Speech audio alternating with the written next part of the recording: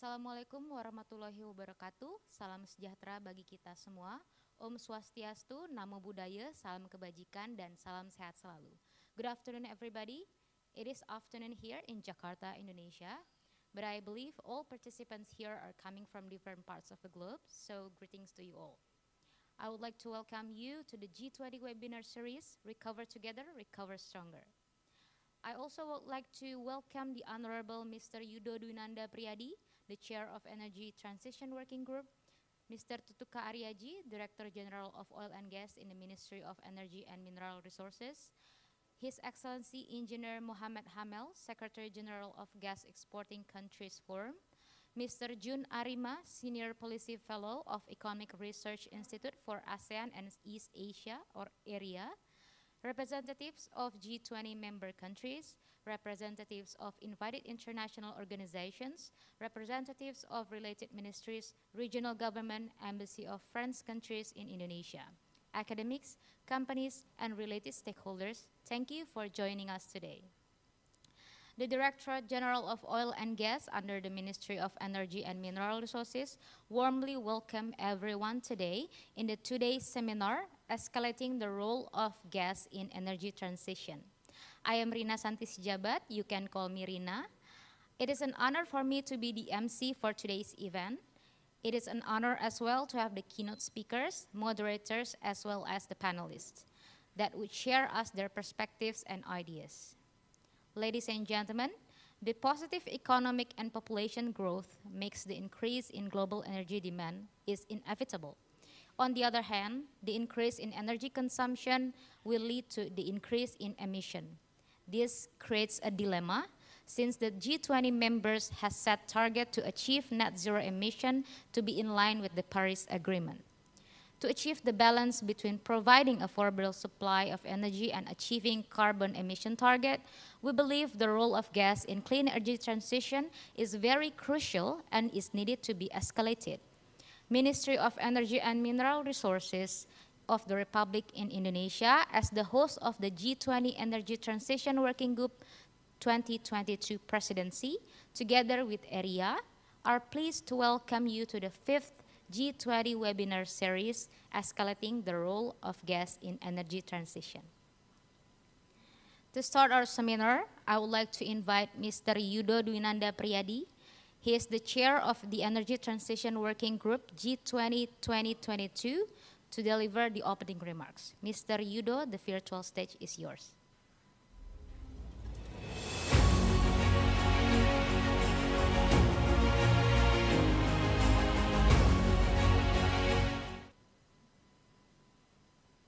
All guest speakers and participants, greeting to you all. Good afternoon from Jakarta, Indonesia.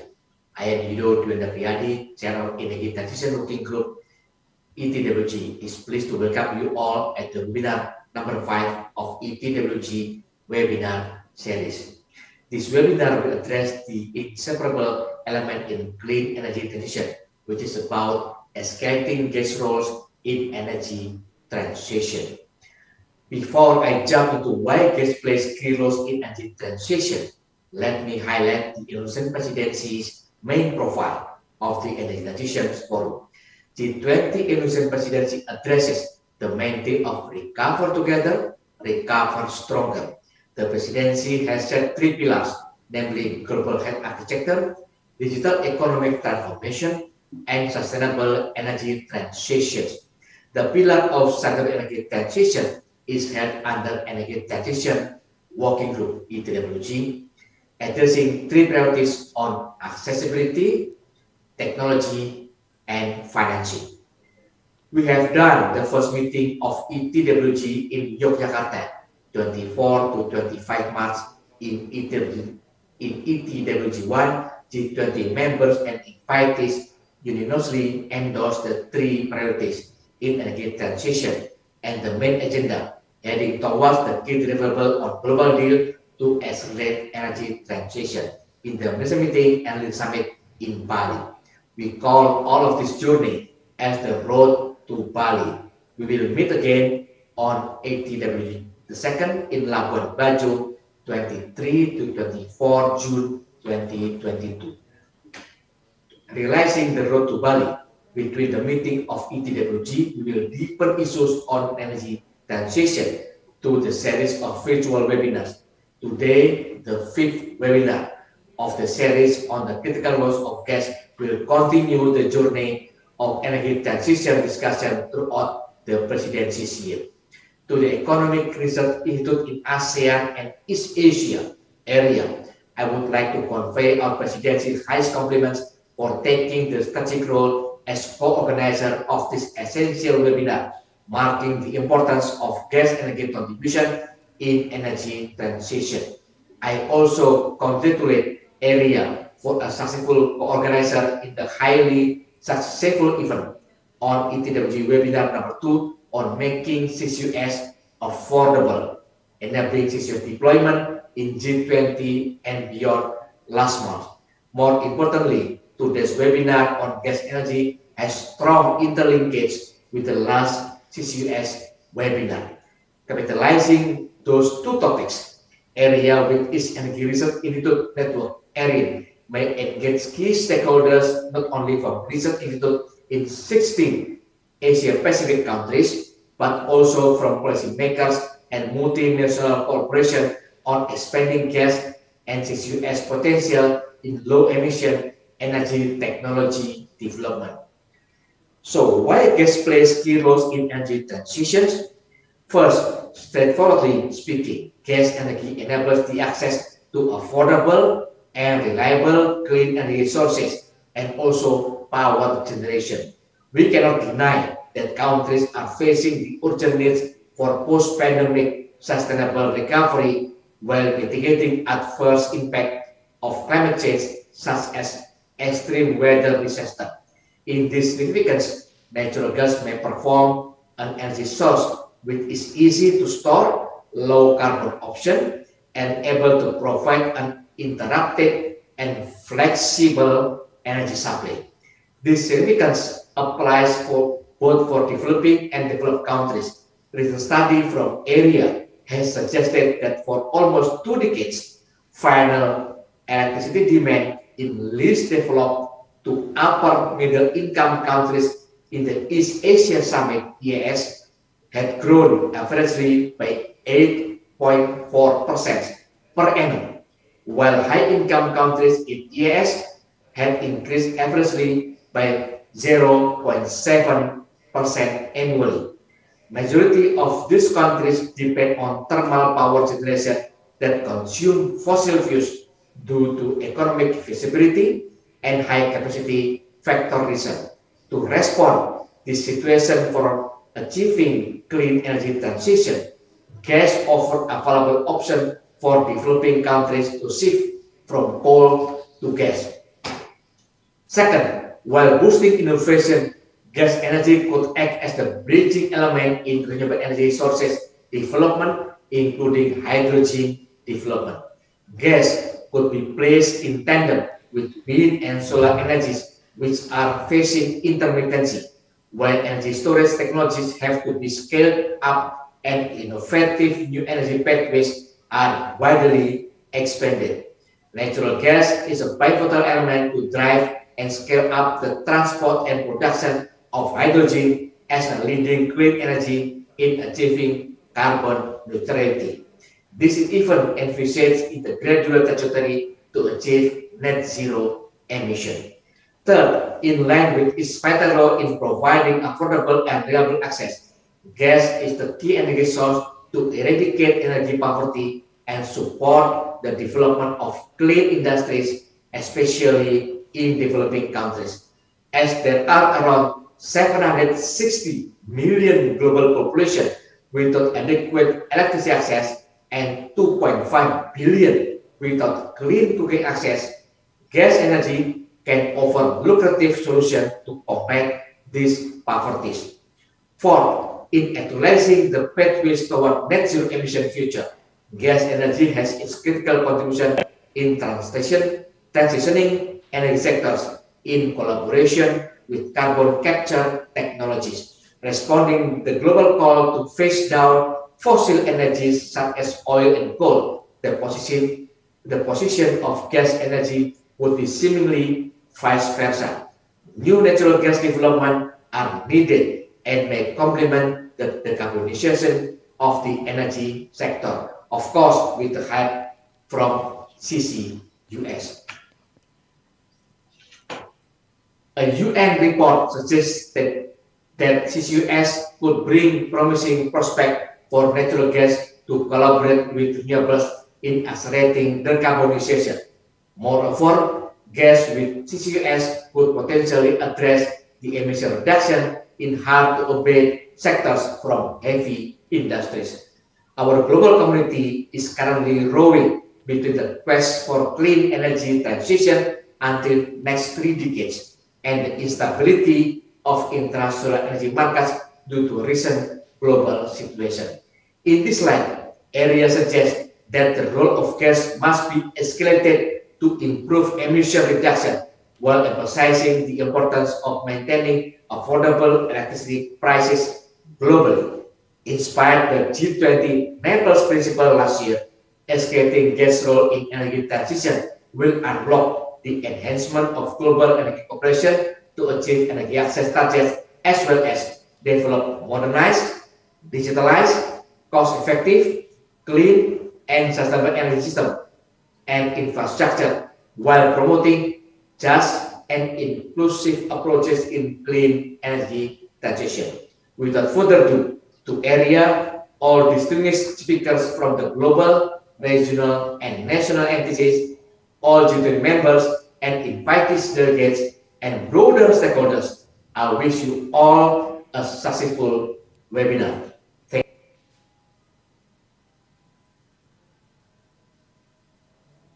you. Thank you, Mr. Yudo Dwinanda Priyadi, for the opening remarks. Next, I would like to invite Mr. Tutuka Aryaji, Director General of Oil and Gas in the Ministry of Energy and Mineral Resources. Mr. Tutuka will present the keynote speech about the current, mid, and long-term outlook of natural gas demand and supply in Indonesia.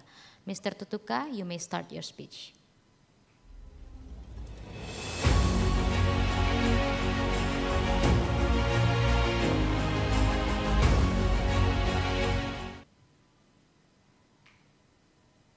His Excellencies, Engineer Muhammad Hamel, Secretary General of Gas Exporting Countries Forum, Mr. Yudo Dwinanda Priyadi, Chair of G20 Energy Transition Working Group, Indonesia Presidency, Professor Jun Arima, Senior Policy Fellow for Energy and Environment Area, panelists and moderators, attendees, ladies and gentlemen.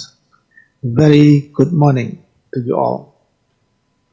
It is a pleasure for me to take part in today's G20 webinar event series, Escalating Gas Role in Energy Transition. Ladies and gentlemen, global primary energy demand will continue to grow from now to year 2050. The demand is growing alongside the increasing of population and economic growth. Meanwhile, all the G20 members and other countries beyond has set the target of achieving the net zero emission to stay in line with the Paris Agreement's goal. To achieve the net zero emission, every country has its own approach to promote clean energy transition. The clean energy transition should be carried out comprehensively in multiple stages by considering competitiveness, cost, availability, and sustainability to ensure that the transition will run smoothly and energy security is not disrupted. Hence, the role of gas in energy transition is crucial by considering that gas resources is still enormous. Its infrastructure is already developed and the demand is still increasing. And most importantly, is its lower carbon emission factor. The role of natural gas in energy transition has become more crucial due to its inherent features, such as its ability to be easily transported and stored. This clean source of energy will expand predominantly across the Asia Pacific and beyond. Ladies and gentlemen, since its first production in 1965, natural gas for domestic use in Indonesia has been increasing. Previously, gas is used more for export purposes. Currently, more than 60% of Indonesia's gas production is used to meet the domestic demand. In the National Energy Plan, natural gas is targeted to reach 24% share in the year 2050 national energy mix. Indonesia gas reserve is, among others, one of the key factors in determining the target. The total gas reserve amounting to 62.39 TSCF is spread in all offshore areas in Indonesia. We are inviting all potential investors to contribute in developing these reserves. The government of Indonesia offers the ease of doing business and supporting facilities for investors, from regulation, licensing, to fiscal and non-fiscal incentives. Currently, the biggest gas consumer in Indonesia is industry, electricity, and fertilizer. Meanwhile, around 22.57% is exported to perform of LNG and 13.13% is exported through pipelines. The total gas consumption reaches 5.734 TBTUTD.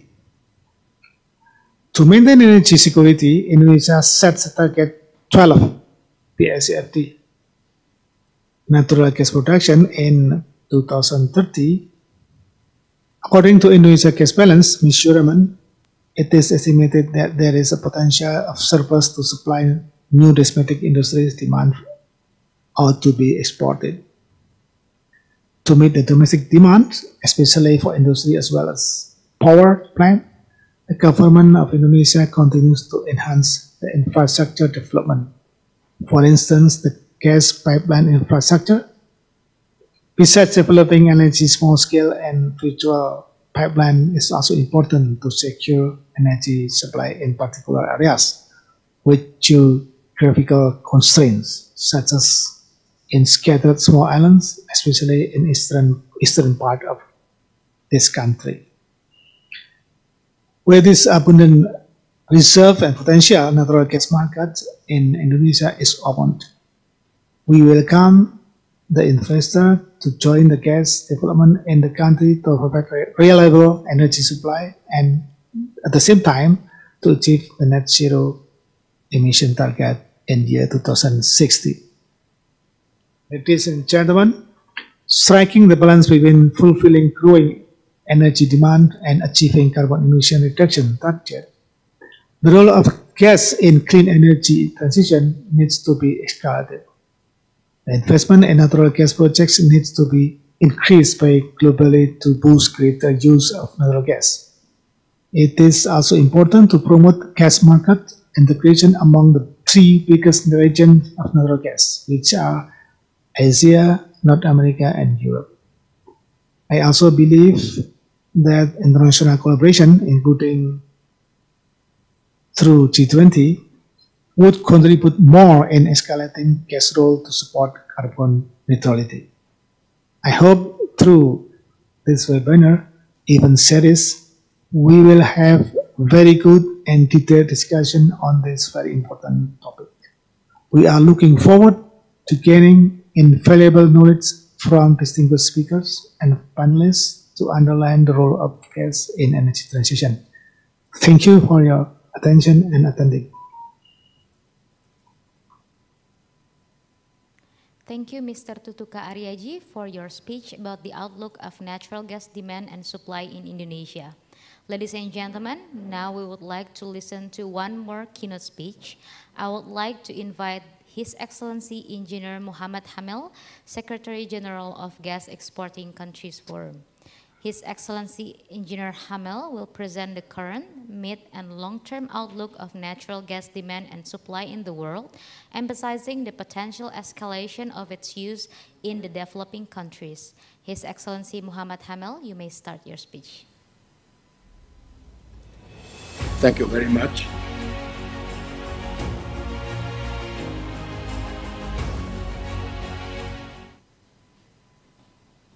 Honorable Professor Tutuka Aryaji, Director General of Oil and Gas at the Ministry of Energy and Mineral Resources of Indonesia, Mr. Yudo Dwinandi Priyadi, Chair of the G20 Energy Transition Working Group, Professor Yun Aryema, ladies and gentlemen. Good day and greetings from Doha. It is my great pleasure to be with you today. I would like to extend my sincere thanks to our friends in the Ministry of Energy and Mineral Resources of Indonesia and in area for their kind invitation. The Gas Exporting Countries Forum is forever tied to Indonesia, as this great country was one of its founder members in 2001. Indonesia, of course, also holds a special place in the G20 community, and we are keen to witness the hallmark Indonesian leadership at work in its presidency of the G20. Next slide, please.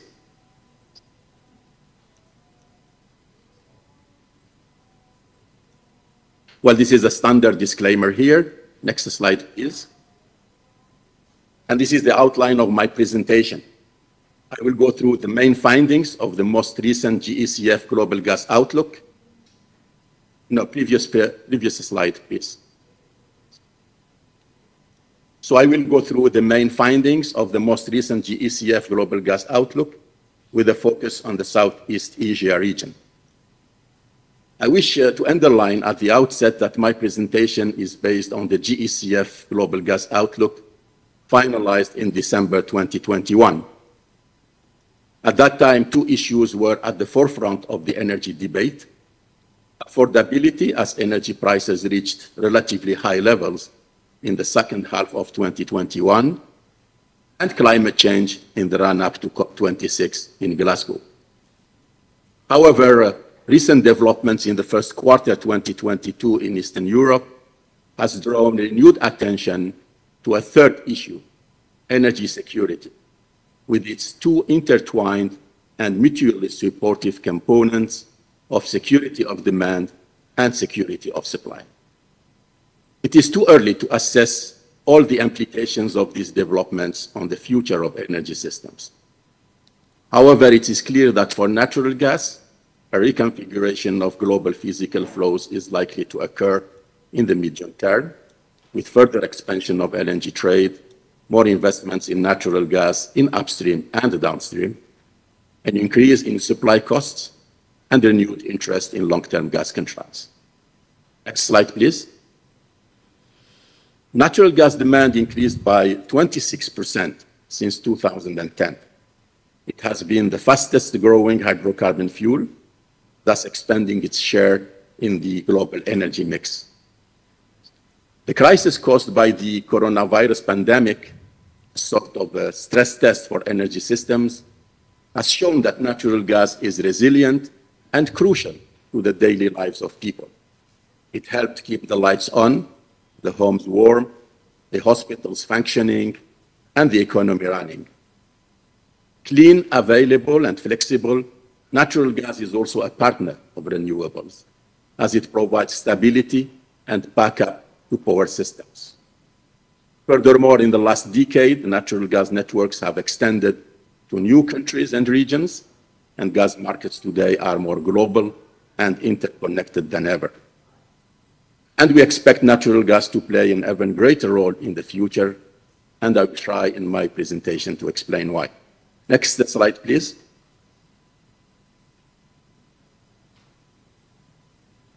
According to the United Nations, the global population is expected to increase by a hefty 1.9 billion people by 2050 to reach 9.7 billion inhabitants. More than 90% of this population growth will be in Africa, and Asia Pacific. The level of urbanization will rise from 56% to 68%, meaning that 2.5 billion additional people will live in cities. It is also worth recalling that today more than 3 billion people, mainly in developing Asia and sub-Saharan Africa, still lack access to clean fuels for cooking, while over 800 million have no access to electricity. Next slide, please. It is expected that global GDP will more than double in real terms in the next 3 decades, with China and India contributing to over a third of global output in 2050. Global GDP growth will average 2.7% per annum to 2050, and long-term growth will largely come from the expanding developing economies, especially in Asia. Asia-Pacific region will become the economic growth champion, contributing 60% of global real GDP growth over 2021-2050 period, with developing South and Southeast Asia leading the way. Next slide, please. Consequently, and despite energy efficiency improvements, global energy demand will increase in the reference case by 29% between 2020 and 2050. At the same time, the global energy mix will be evolving, and rapidly rising renewables will contribute to its more diversified structure. Natural gas will be the only hydrocarbon resource to increase its share from 23% today to 27% in 2050. All energy sources will contribute to satisfying these growing energy needs. In our opinion, there is no one-size-fits-all model. Future energy pathways will vary from one country to another, taking into account the common but differentiated responsibilities and respective capabilities, as well as the socio-economic crucial needs. The energy transition in South Asia cannot be the same as in Europe, for example. However, natural gas is the energy that fits most pathways. It helps to transition away from the use of wood and dung for cooking, thus alleviating the adverse impacts of indoor pollution and reduces deforestation. It contributes to improving air quality, notably in densely populated megacities and urban sprawls. It is a partner of renewables, providing much-needed backup and stability to power grids. Next slide, please. From sectoral prospects, the power generation, industry, and transport sectors are projected to be the main areas of gas demand expansion. The power generation sector will take the frontline role. The strong rise in electricity demand and policies supporting the phase down of coal-fired plants will open up significant prospects for the development of gas-fired power generation, notably in developing countries. In addition, the increasing role of renewables in the generation mix will make natural gas a key fuel, providing flexible backup. Coal to gas switching will be the biggest opportunity in industry, where policies to curb emissions will be a strong catalyst. Moreover, there will be a rise in natural gas as a feedstock in manufacturing petrochemicals and chemicals, underpinned by an expanding population and the growing need for fertilizers. Blue hydrogen generation represents another avenue for natural gas demand growth. More than 20 countries have declared hydrogen strategies and roadmaps, and blue hydrogen is expected to develop further, given its competitiveness, scalability, and its synergies with existing gas infrastructure. Next slide, please. Global natural gas production will continue to rise by an average annual growth rate of 1.2% from around 3.8 trillion cubic meters in 2020 to 5.6 in 2050. The Middle East will contribute the largest share of this growth, accounting for almost 32% of the total change, followed by Eurasia, North America, and Africa. Europe is the only region expected to record a negative contribution to the global gas growth. Next slide, please. Upstream investment requirements to meet natural gas demand amount to $7.5 trillion US. The GECF outlook expects that around 76% of global gas output in 2050 will be sourced from new projects, and this highlights the crucial importance of investment. Natural gas projects are capital intensive, with long lead times and payback periods and high decline rates. Not investing will lead to higher prices and extreme volatility. Next slide, please. Hydrogen is a promising energy carrier. Underpinned by policy support, supply of hydrogen could reach around 600 million tons and be 6 times higher in 2050 compared to today. Natural gas will contribute to nearly half of this supply. Hard to electrify or hard to abate sectors in transport and industry will be the primary candidates for hydrogen penetration. Next slide, please. Carbon capture, utilization, and storage is a proven technology that could significantly reduce CO2 emissions and make natural gas even cleaner. According to the GECF scenarios, CCS would contribute to reducing CO2 emissions by more than 4 gigatons. If appropriately scaled up, the potential of this technology is great, one that could contribute to making the objective of net zero emissions a reality. To this end, policy support is necessary, as well as facilitating technology deployment and technology transfer to developing countries. In this connection, I would like to congratulate AREA for launching the Asia CCUS network, and the GECF is ready to cooperate with this collaborative platform. Next slide, please. I will now briefly focus on Southeast Asia. Next slide, please. Natural gas demand in Southeast Asia is expected to more than double, reaching above 350 BCM by 2050.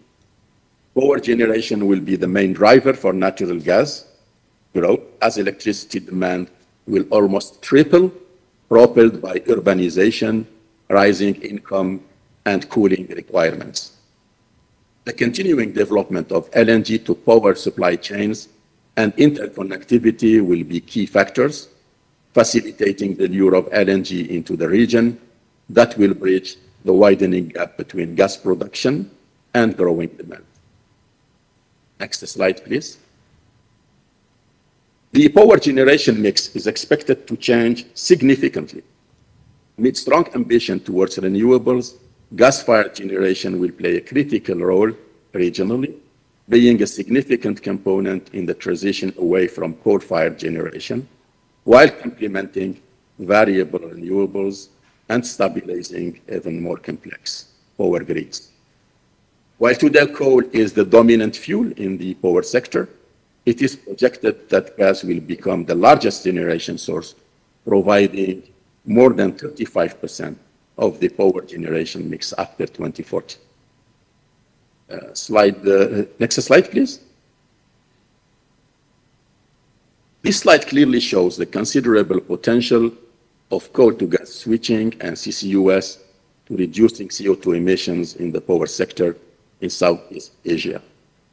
As much as 300 million tons of CO2 could be abated by 2050 using coal to gas switching. This is almost 1/3 of total emissions from the power sector. If in addition CCUS is applied and implemented, the potential reaches 800 million tons, or almost 85% of the sector's emissions. Next slide, please. In conclusion, I would like to stress that natural gas will continue to play a crucial role in fueling economic growth, alleviating poverty, improving air quality, and mitigating climate change. It is a supporting partner of renewables, and it is an enabler of the energy transition. The growing global needs for natural gas can only be met if investments are made in a timely manner. And to this end, we call for policy support, stability, and predictability. Coal to gas switching is a realistic and cost-effective mitigation pathway, in particular in developing countries. And CCUS and blue hydrogen could further expand the positive role of natural gas in the energy transition. In closing, I wish to underline that the upcoming G20 Energy Ministers meeting in Indonesia could contribute or could constitute an opportunity to, one, emphasize the positive role of natural gas in satisfying global energy needs and in contributing to eradicate energy poverty, and two, promote cooperation in research, development, and deployment of carbon capture, utilization, and storage, including the transfer of experience and best practices to developing countries. I thank you very much for having me today, and I wish you all the best. Thank you very much.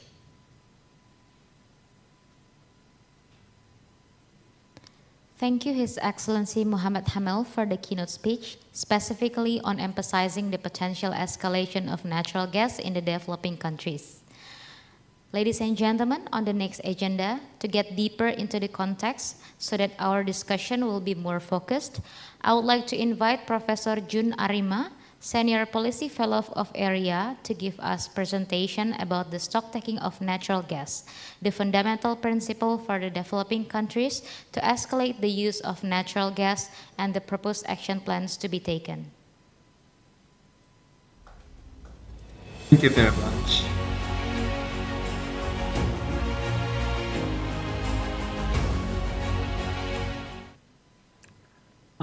Ladies and gentlemen, good afternoon, and thank you very much for inviting me to making setting scenes for this important workshop.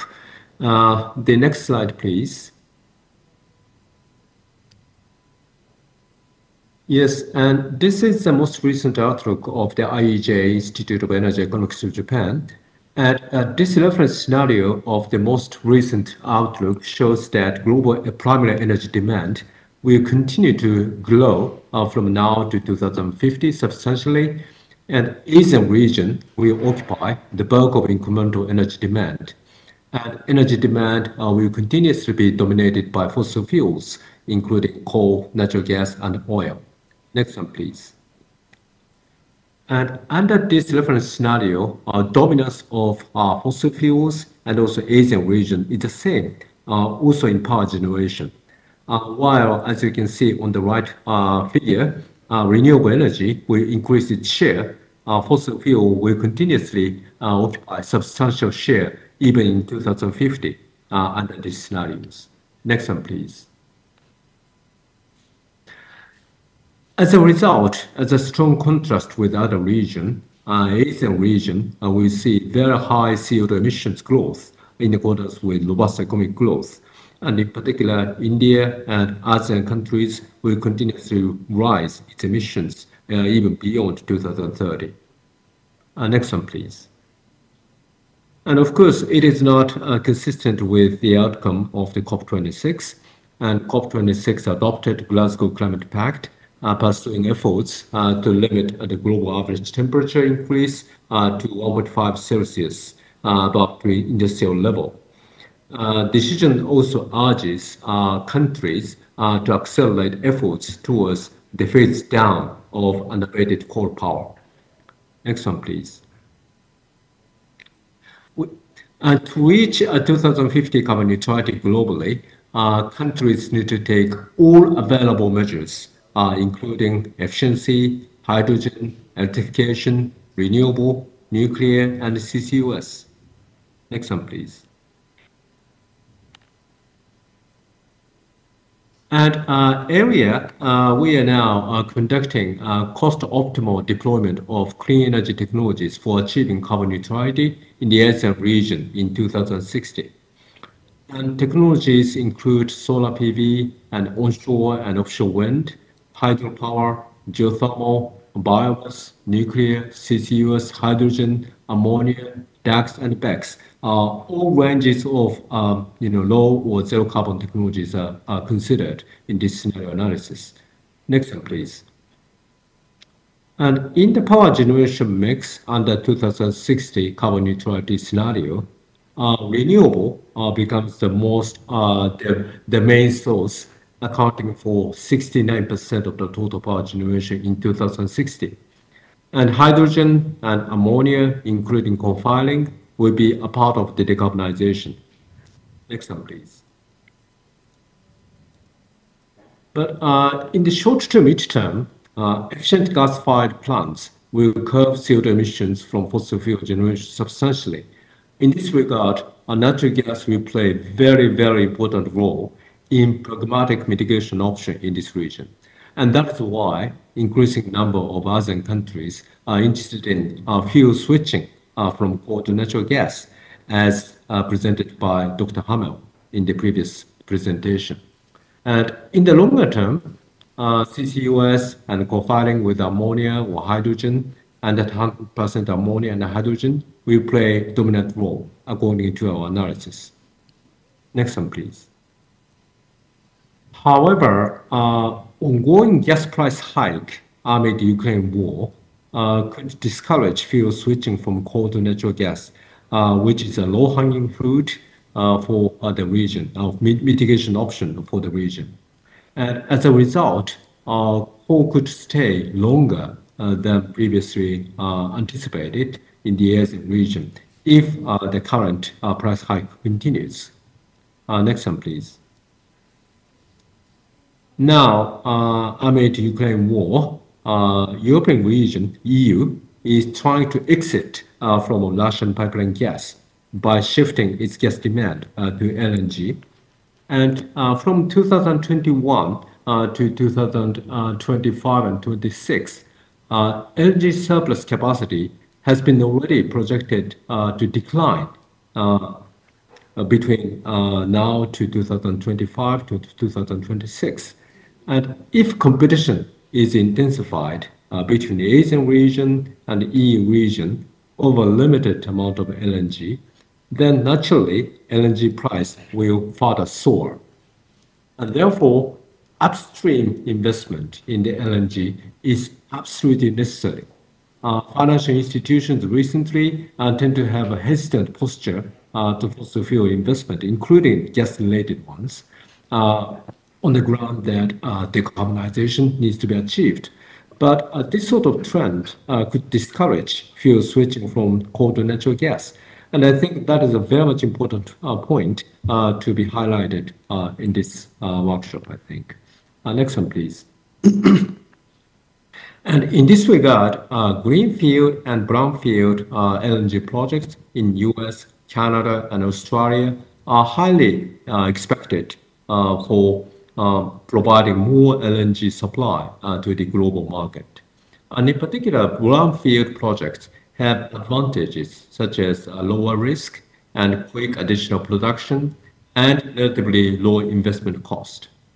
And in addition, US and Canadian projects have no destination clause or take-or-pay clause. And this will contribute to more fluid and flexible gas market in Asia, which is absolutely necessary for expanding the role of natural gas in this region. Next one, please. And of course, the fossil fuel is likely to stay longer in the energy mix in this region. So given high dependence on fossil fuels in the Asian region, the role of CCUS is absolutely essential for mid to long-term decarbonization. If ASEAN countries successfully switch from coal to natural gas, still natural gas is a fossil fuel. So for the sake of complete decarbonization, CCUS is absolute necessity. And fortunately, ASEAN has abundant storage capacity. Due to vast differences in economic development and emission profiles among countries in the region, approaches to CCS could be also diverse. But a regional hub could promote regional collaboration and achieve economy of scale and further reduce cost. Next slide, please. With this in mind, as introduced by the GCF kindly, Area in Japan launched the Asia CCUS network in June last year. And its purpose are first, sharing of knowledge and experience, and second, developing common rules and projects, and third, realizing storage network throughout Asia. And 4 workshops and capacity building program have been already organized up to now. Next one, please. The challenge is, the decarbonization, which we are aiming at, needs to be backed by affordability. And according to the UN global poll called My World 2030, all the G20 countries put very high priority on SDG 3, health, and SDG 4, education. On the other hand, while G7 countries put the highest priority on SDG 13, namely climate action, non-OECD G20 countries tend to put much higher priority on SDG 1, poverty eradication, and SDG 8, job and economic growth. This tendency could be further intensified under COVID-19 and also ongoing Ukraine war, which could result in higher energy prices and also stagflation of the world economy. So this is challenging since non-OECD countries, in particular those in G20, have pivotal role in combating climate change. If they do not take a decisive action, then the 1.5 degrees or global carbon neutrality could become in vain. From this viewpoint, current LNG price hike is completely contrary to short to mid-term mitigation potential. So I'd like to finally re-emphasize the importance of additional LNG investment, which could cool down the current price hike of natural gas and enable fuel switching from coal to natural gas in the region, in particular in the Asia, and then pave the way as a bridge to much deeper, say, lower emissions, and finally decarbonization. So I hope that this initial presentation could provide some sort of food for thought for the following panel discussion. Thank you very much for your attention.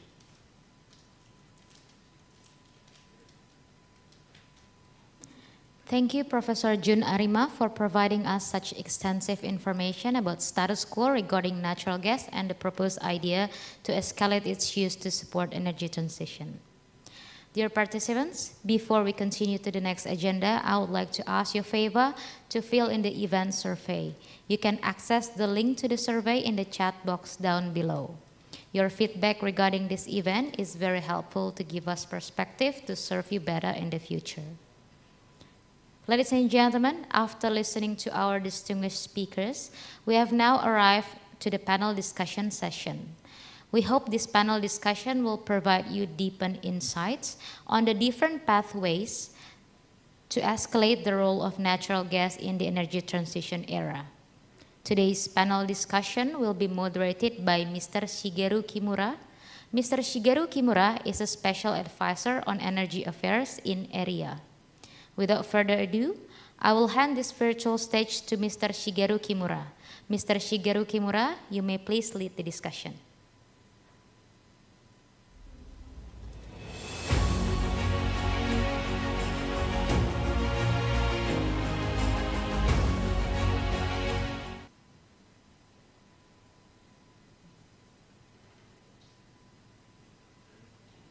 Thank you very much, Ms. Lina, as a MC for your kind introduction, and good morning, afternoon, and evening, all the participants in this web meeting room of the one of the G20 ETWG Energy Transition Working Group site event.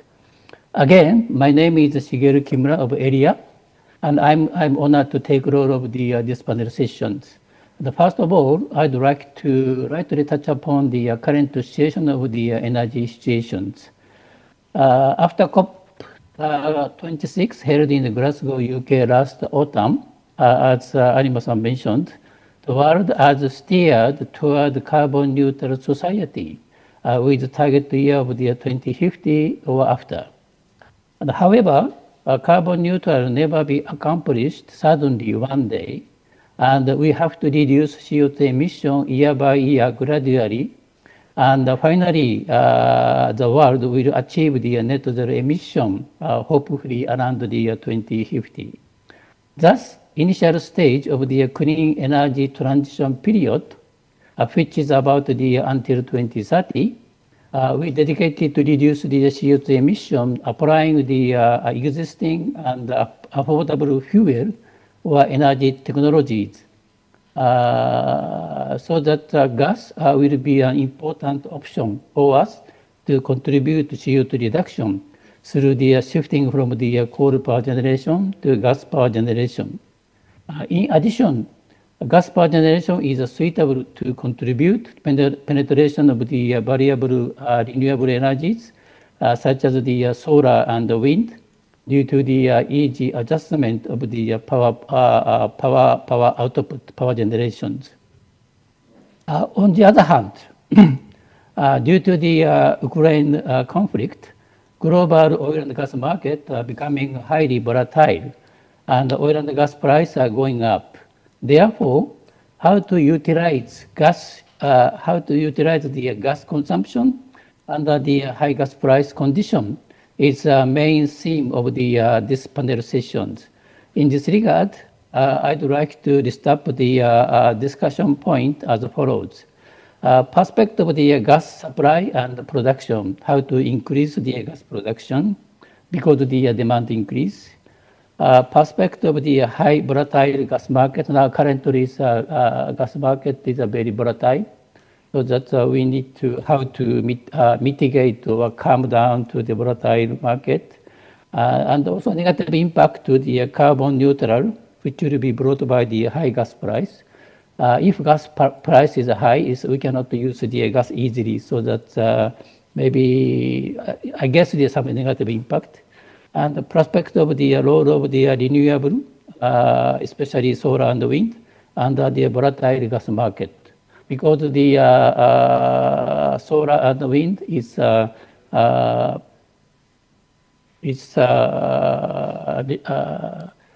domestic energy, so that not impacted by the gas market. So everybody can hear. Internet connection is okay. I'm not sure. Yeah, it's okay. It's okay. Okay. And today. We have the 5 resource panelists from the world for this panel sessions, and I'd like to proceed this panel session as follows. Firstly, I would like to ask the panelists to make short presentation in 5 to 6 minutes, one by one, and after that I move on to the panel discussion between me and the panelists. Due to the time limitation, I cannot introduce the question from the audience. So that appreciate the panelists to monitor the chat box of this web system and reply to the question for you. Very much appreciate your kind arrangement. So now I'd like to invite the panelists. The first panelist is Mr. Lars Erik Aamodt, Director General for Oil and Gas, Ministry of Petroleum and Energy, Norway. Today, he's kindly introduced the gas production in Norway and how Norway gas is contribute to the high impact to the European gas market. So that Mr. Aamodt, floor is yours.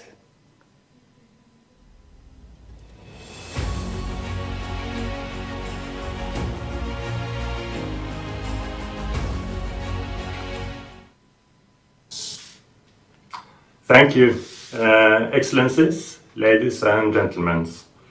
Good morning to you all from Oslo. This conference is happening against a gloomy backdrop in Europe.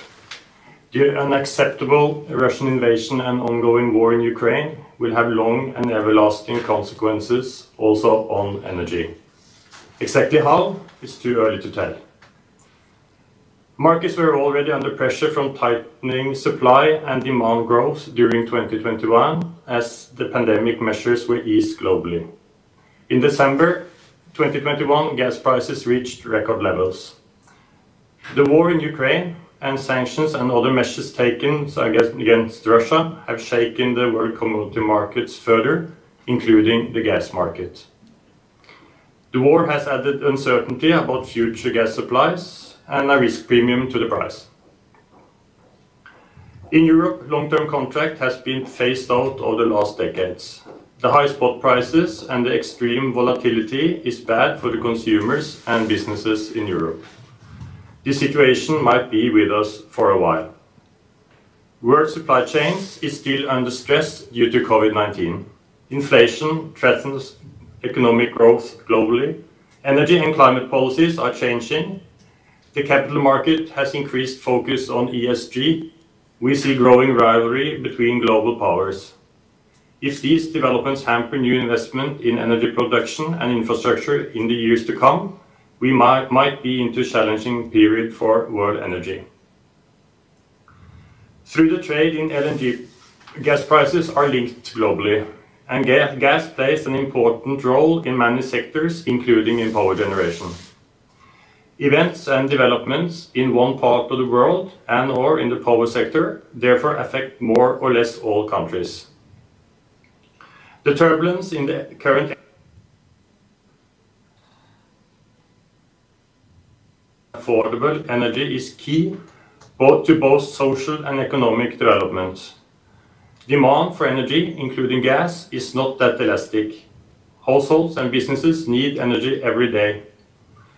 There now seems to be an increased understanding that gas will be needed for the decades to come, also in Europe, to help reduce emissions, to provide security of supply. Import dependency for gas is growing in Europe. Norway is the only net exporter of gas in Western Europe. We produce around 120 BCM a year, or 3% of world demand. All comes from our fields offshore at our continental shelf. And we hardly use any gas domestically, so almost all the gas is exported via pipelines to Europe. In the UK, which is still a significant producer, more than half the gas needs need to be imported. The countries within EU itself hardly produce any gas. If you look at the production combined in EU, UK and Norway, the production covers less than 50% of the gas use within the countries. Therefore, the gas needed is imported through pipelines and through LNG. As a result, Europe is increasingly competing in the global marketplace for LNG, and a phase-out of imports from Russia will significantly add to Europe's need for gas imports through LNG in the coming years. In Norway, it is the oil and gas companies that explore, develop and produce oil and gas. The different companies are also responsible for selling their oil and gas in the market on commercial terms. In light of the war in Ukraine, our European partners would, even more than before, like to see as high deliveries of oil and gas from our fields as possible. And Norwegian companies are producing as much as they can today.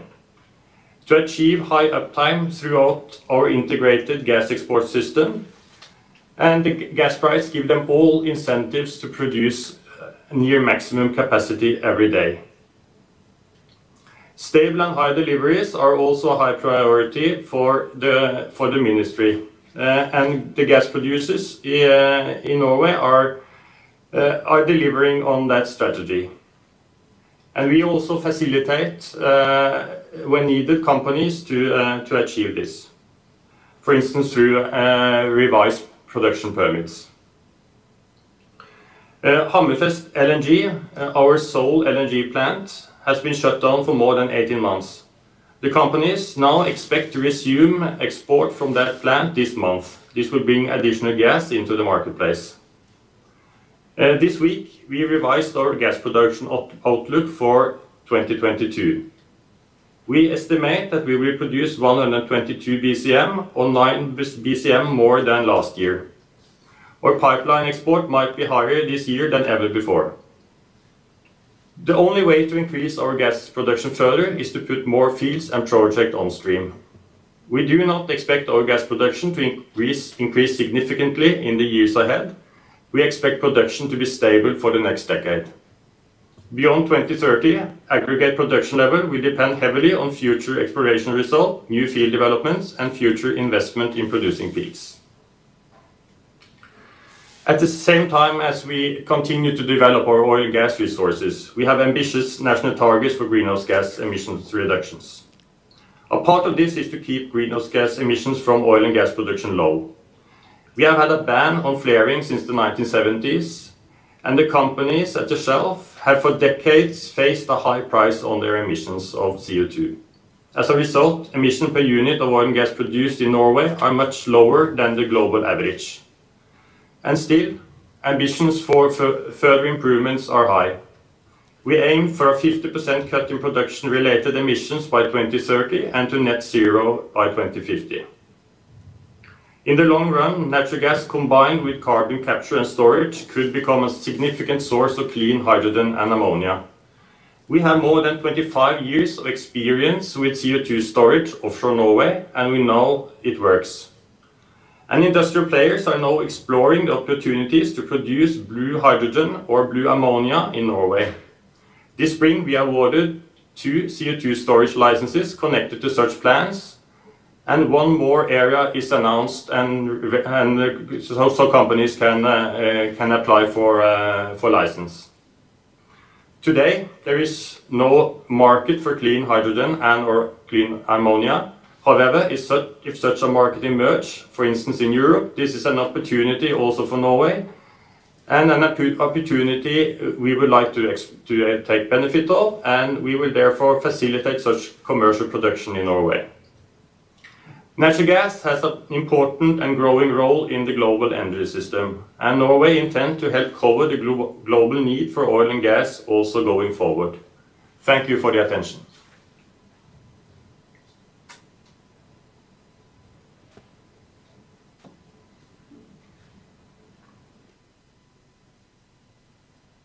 Thank you very much, Mr. Ahmad, for your kind presentation. He introduced the current gas and oil and gas market in Europe, and how is Norway is contribute to the gas market, European gas market, because the Norway is gas exporting countries.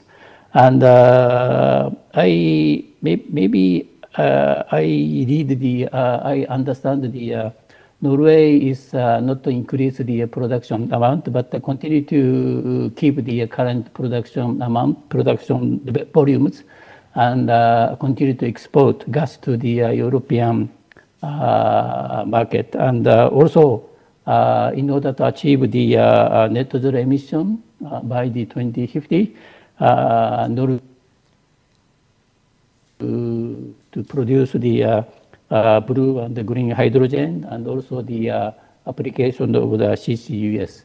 That is my summary of the Mr. Ahmad presentation. Thank you very much again, Mr. Ahmad. Next is Mr. Nassar Khamis Al-Suwaidi, Acting Assistant Undersecretary for Petroleum and Mineral Resources, Director of the Petroleum and Gas Affairs Department, Ministry of Energy and Infrastructure, UAE. So he is today kindly introduce the UAE gas production situation, current and the futures, and also the very much appreciate the rightly touch upon the how do you see the international gas market in the future. It is so that Mr. Al-Suwaidi, floor is yours.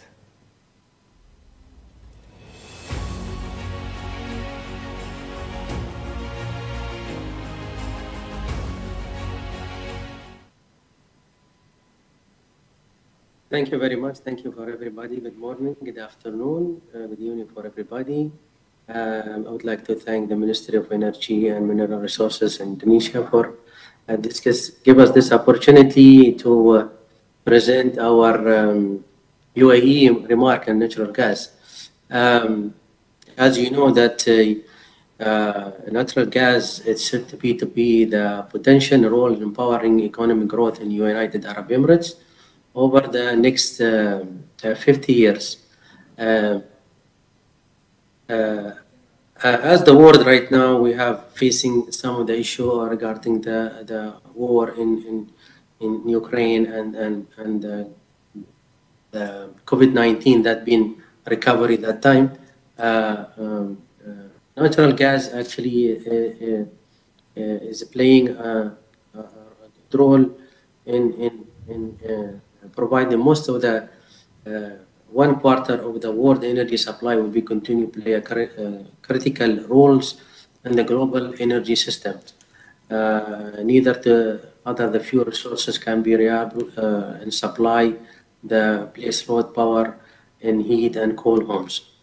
As we continue, UAE is currently unlock the potential unconventional gas resources as part of its integrated gas so that the UAE become gas self-sufficient by 2030.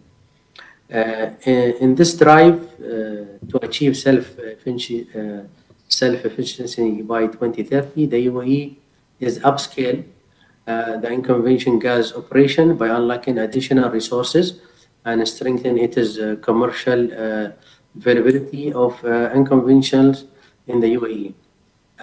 The government's own company, ADNOC, has leveraged global industrial experience and the best practice to drive efficiency through the entire unconventional gas value chain. In November 2018, ADNOC signed a regional first unconventional gas concession agreement with Total, granted 40% stake of the Ruwais unconventional gas concession, while ADNOC retains 60%. This strategic partnership will enable both companies to take together our common goal to explore, appraise, and develop Ruwais form. Committed to this drive invention, ADNOC have adopted proving technology used to provide in the production of unconventional oil and gas from other regions of the world and tolerate them to the UAE. Unique environment, condition, and reverse information. ADNOC already is an instrument meeting 50% of the UAE natural gas need by adding unconventional gas to the UAE gas portfolio. In addition, 1 million cubic feet per day will be unlocked from the Ruwais concession before 2030. Potentially contribute to the ADNOC ambition to become the net gas explorer while powering the natural for generation to become. Some of the projects that have been introduced in the UAE, we have the Gasha project. It's a mega project. It's the world's largest offshore sour gas development. The multi-billion-dollar project will be play a virtual role in meeting the UAE gas of self-sufficient objective in line with the ADNOC integration gas strategy. The integrated gas strategy aim to unlock and maximum the value of Abu Dhabi Emirates Sustainable Natural Gas Reserve. The mega project is estimated to be hold significant recovery of gas reserve when it become on stream. The Gasha mega project is expected to produce more than 1.5 billion standard cubic feet of natural gas per day. With this production, it will be an instrument to provide electricity to more than 2 million homes in the UAE by around the middle of the decade. The UAE participate with an international company in the implementation of the GAIN SOAR gas project with Abu Dhabi national company ADNOC, desired as the largest in the world. Gasha concession field, it is scheduled to be complete development, large quantity of gas reserve that can be extracted and start production, it is by 2025. When the country export to produce more than 1.5 million cubic feet of natural gas per day before end of 2030. One of the things that we are working on also, UAE announced that will advance the world scale of blue ammonia production facilitated in the Ruwais, Abu Dhabi, which plan to be capacity of 1 million natural 1 million natural ton per year. The blue ammonia plans has been moved to design phase. It will be developed with a new trans-industrial ecosystem and chemical hub in Ruwais also. Ammonia has been one of the 7 planned eco project for TAZA with the chemical made from a combine of nitrogen and hydrogen derived from the natural gas through the convention carbon intention fiber push process. The project will be built UAE position as a major producer and reserve holder for natural gas and leader carbon capture, utilization and store. I think this will end up my presentation to you. Thank you very much. Thank you very much. Thank you very much, Mr. Al-Suwaidi, for your informative presentations. And you mentioned about the your target is gas self-sufficiency is 2030, so that now UAE is faced a lack of the gas, but 2030 UAE will be self-sufficient gas countries by the 2030s. And also the UAE continue to increase the gas production, and hopefully in the future UAE will be gas exporting countries. And now because there are some project offshore natural gas project is ongoing, and also inside internal use of the gas in UAE, that is mainly power generations. And also he mentioned about the in near future UAE will produce the blue ammonia using the gas and export to the or internal use or export to maybe Asian countries such as the Japan and Korea. So that is my summary of his presentations. Thank you again, Mr. Al-Suwaidi, for your presentations. Next, I'd like to invite the Dr. Dmitry Sokolov, Head of the Energy Economics and Forecasting Department of GCF. His long experience is experience on the energy outlook modeling, especially on gas outlook. Today, he's kindly introduced the GCF research study analysis, and also his presentation is hopefully touch upon the how to use green gas, how to use gas greenly, applying the new technologies, how to produce or how to use gas greenly, applying the new technologies, CCS, hydrogen, and others. Now, Dmitry, floor is yours.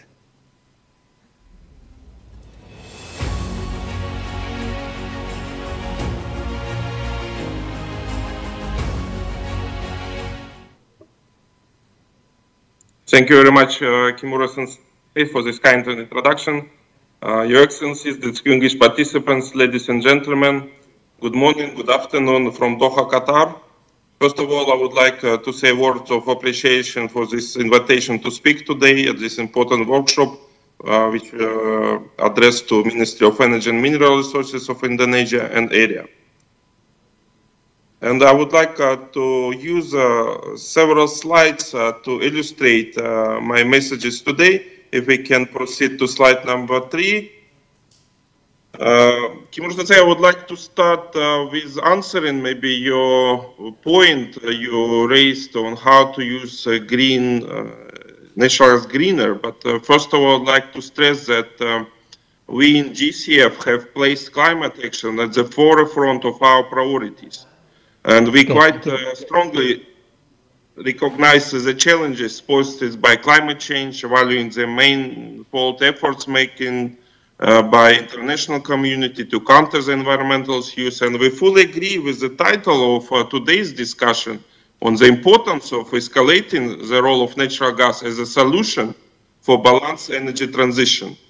I would also like to inform the audience that in our statement at last COP26 in Glasgow, last November, we included practical solutions and actions. GCF is already fully engaged, and it's include adopting practices and developing technology options that support the decarbonization potential of natural gas, and of course include such important technologies like carbon capture, utilization, and storage method, and of course the production of blue hydrogen and ammonia for natural gas. Also, I would like to say that we expand this cooperation in low carbon natural technology, scientifically grounded research and innovation-led capacity building inter alia through our new established GCF Gas Research Institute in Algeria.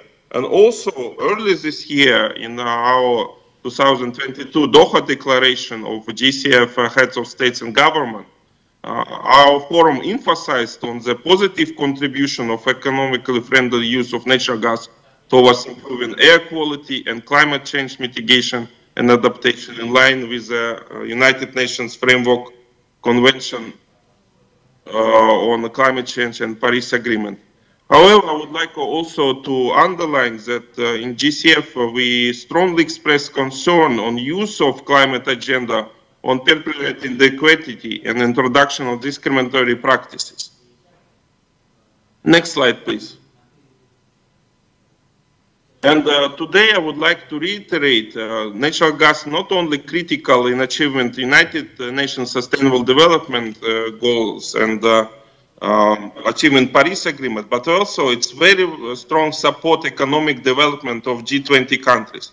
And just pre-COVID meeting of Japan, and I should say that GCF is very actively work with G20 platform starting from 2018. We very much welcome the statement that was included into the communique of energy ministers, and definitely we see that it continues to be true. And of course, we all need to recognize the key role natural gas currently plays for many G20 countries, as well as potential to expand significantly over the coming decades, and its conclusive role of supporting transition toward low emission energy system. And of course, from GCF, we fully support the G20 commitment towards clean and environmental friendly energy sources. And of course, introduction more natural gas and energy systems allow us to promote economic development with a smaller carbon footprint. And we are confident that this use of both environmental protection and climate change should remain the focus of these joint efforts. Next slide, please. Definitely, as it was mentioned in the keynote presentation by His Excellency Secretary General of GCF, Engineer Mohammed Hamel, we in GCF on a regular basis update our GCF Global Gas Outlook diesel period of 2050, and we quite strongly see the increasing pace of global energy transition and advancement of modern technology. And this advancement will definitely unleash great potential of natural gas as a valuable fuel, and it will help to satisfy the growth needs of the world in clean energy, and of course allows to increase the global energy security, eradicate energy poverty, and build a flexible, resilient, and sustainable energy system. And of course, we definitely see that 27% of natural gas in energy mix is quite a reasonable figure. Also, we'd like to say that this increase in consumption is led by increasing demand in a number of new sectors, particularly in transport. We also see that natural gas will play a crucial role to solve the issue of accessing to clean cooking, which is one of the programs inside the G20. Next slide, please. And also, GCF is not only one agency which sees the increase of and escalating the role of natural gas. Of course, we understand that there is plenty of scenarios exist these days, which are sometimes driven by political motivation. Nevertheless, if we look into the scenarios which was published in recent months, all of them agree, and there is a consensus that the natural gas will play a crucial role. Also, I would like to say that GCF, one of the first of our organizations which acknowledge the potential of hydrogen, and we have a special dedicated scenario on how to increase the role of hydrogen in the future energy mix. We definitely acknowledge the potential of hydrogen as a clean energy carrier, as well as strengthen international cooperation. In this will allow us to further develop usage and dissemination. Also, GCF joins a growing international consensus that clean methane source hydrogen based on CCUS technology will play a significant role in world transition to sustainable energy future. And also, it's totally in line with the statements in the framework of G20 events. In our global gas outlook, we definitely see hydrogen as a solution, and we give very promising evaluation of 320 million tons per year by 2050, which is 6 times higher than the current volume. Also, we definitely underlines that GCF is now see a solid potential, and we definitely see almost half of possible export of hydrogen can be covered by future supply from GCF member countries. In conclusion, I would like to underline that GCF will take every effort to contribute to G20 presidency of Indonesia and reaffirm our readiness to provide analytical support to working group on energy transition. And we do this quite a number of years previously. We also provide quite a strong support in the framework of JODI. And again, I'm very thankful for this opportunity to talk to you today. Thank you very much. Kimura-sensei, back to you. Thank you very much, Dimitris, for your insightful presentations. And I say the greener use of the gas, but Dimitri mentioned about the climate agenda. It's a very important issue of the GCF, and this agenda is harmonized with UN SDG, Sustainable Goal Development. And also, I'm very interested to GCF Gas Research Institute in Algeria. And this research institute is really focused on the technology matters. So that I'm not sure it's currently already existing or will be set up. But anyway, it's this institution's role is very, very important because we continue to use the gas. And also, according to the GCF outlook, the gas demand is increasing, not only the electricity, but also the transport, CNG, and also the some cooking stove replaced by the biomass. So that gas demand is surely increase. I understand. And also, GCF is also considering to produce the hydrogens and using the gas with CCS. It means green hydrogen, and also the CCS technologies. Maybe this will be conducted by the GCF Gas Research Institute in Algeria. And once this technology will be set up, that this one is surely contribute to the carbon neutral by the 2050s. And thank you very much, Dimitris, for your encouragement speech. And GCF is surely cooperate to the G20 ETWG activities. Thank you again, Dimitris, for your presentations. And next, I'd like to invite the Mr. Lakmat Ashari, Executive Vice President of Oil and Gas, PT PLN. PLN is Indonesia State Electricity Companies. Today is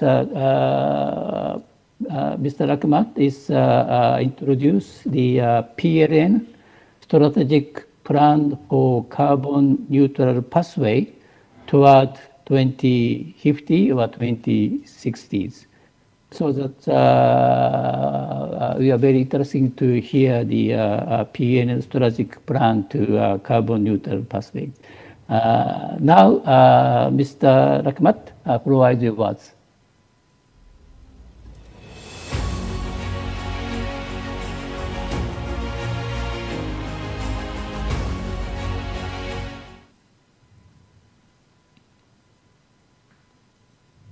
Thank you, Kimura-san. Good afternoon from Jakarta. Excellency, distinguished speakers and participants of the G20 webinar series, Escalating the Role of Gas in Energy Transition. Today, I would like to share with you PLN's perspective on how to escalate the role of the natural gas in PLN's operations. Next slide.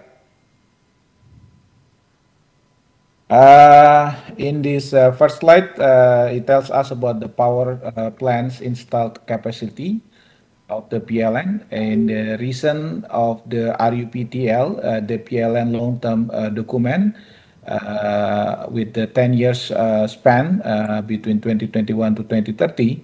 The installed capacity of the PLN in 2020 reached of the 63.3 gigawatt. The additional new power plants are around 40 gigawatt of the 10 years span. With the renewables energy power plants portions reach around 21 gigawatt or half of the capacity that will be developed. The coal-fired power plant will retire around the 1.1 gigawatt capacity, and it means that the total PLN generating capacity in 2030 will be almost 100 gigawatt. The installed capacity of gas-fired power plant will increase by around 6 gigawatt to 25.6 gigawatt in 2030. Next slide.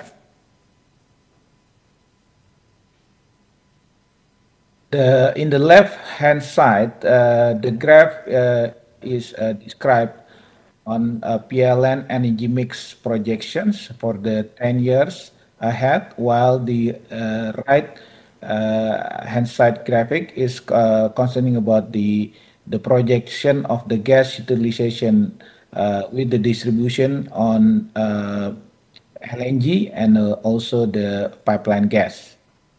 The power mix from the gas fuel in the PLN long-term planning document is at 12 to 16%, while in the previous document, the planning document, the power mix from the gas fuel is around 18 to 22%. The gas power mix planning of the 12 to 16%, the average of the gas demand in the optimal scenario in the 2021 to 2030 RUPTL required around 1 BCFD. This change was caused by the correction of the lower electricity demand growth as well as the utilization of the new CFPP, the coal-fired power plant, which has been reach the COD or commercial update in the recent year.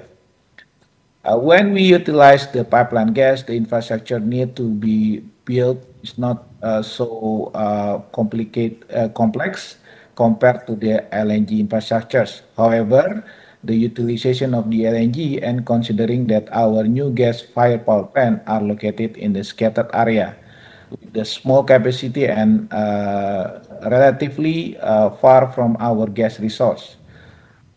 It makes the challenge to develop the infrastructure gas. Next slide. This slide shows our gas fire power plant locations throughout the nations.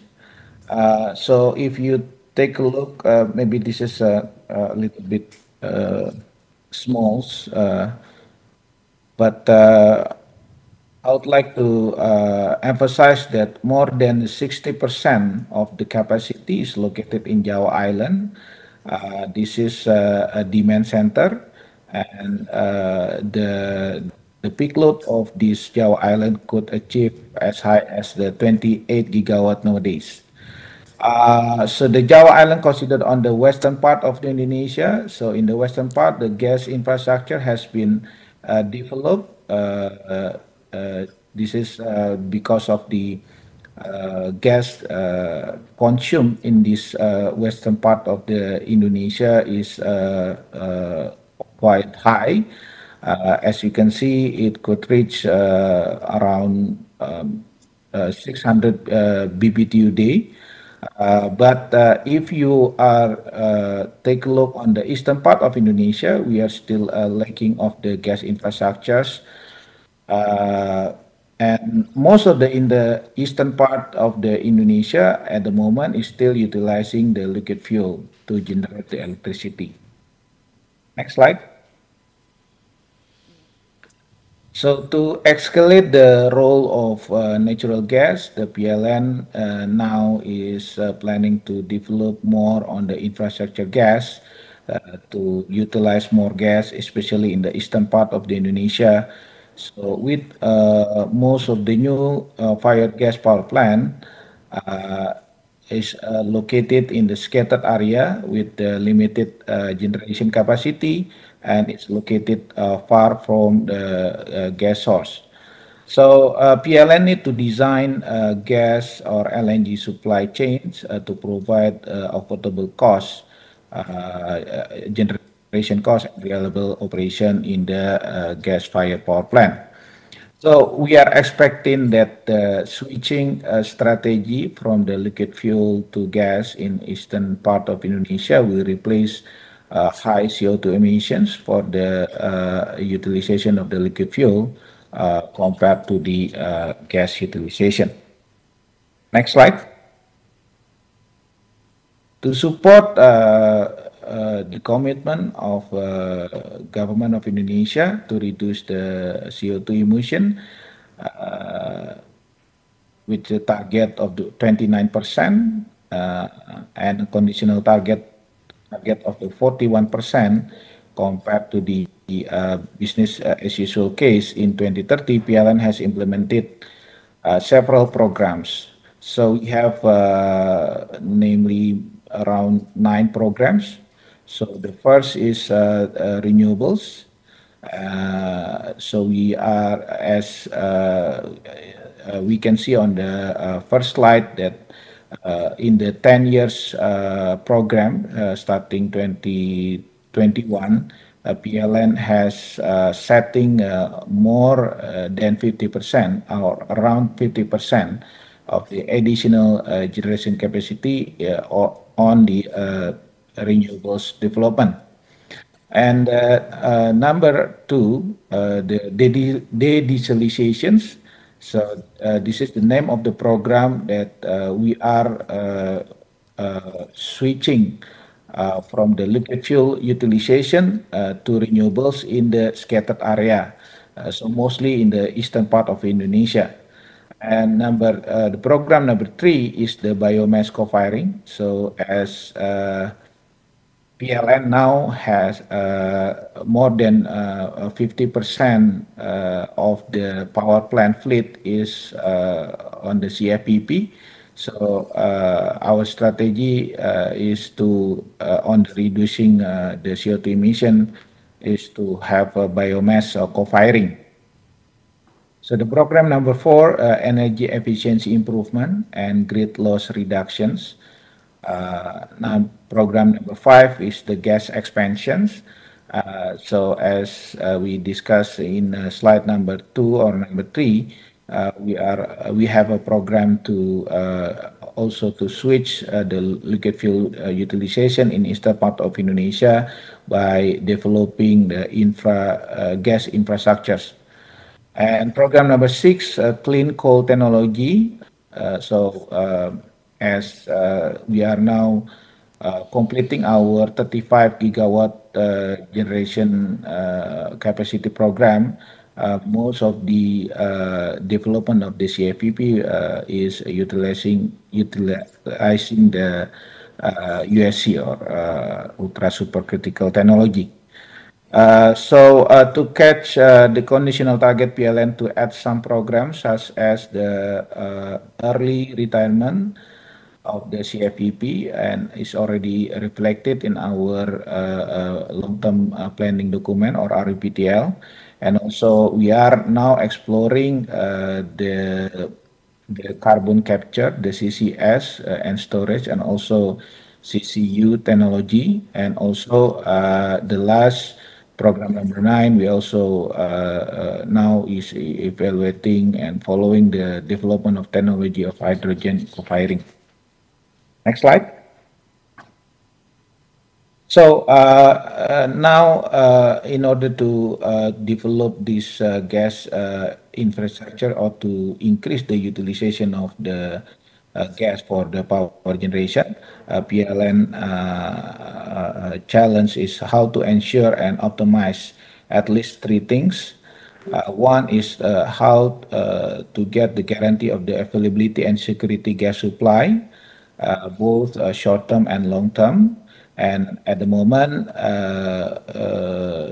Indonesia gas source or LNG source still sufficient to feed up the LNG or gas demand of the PLN.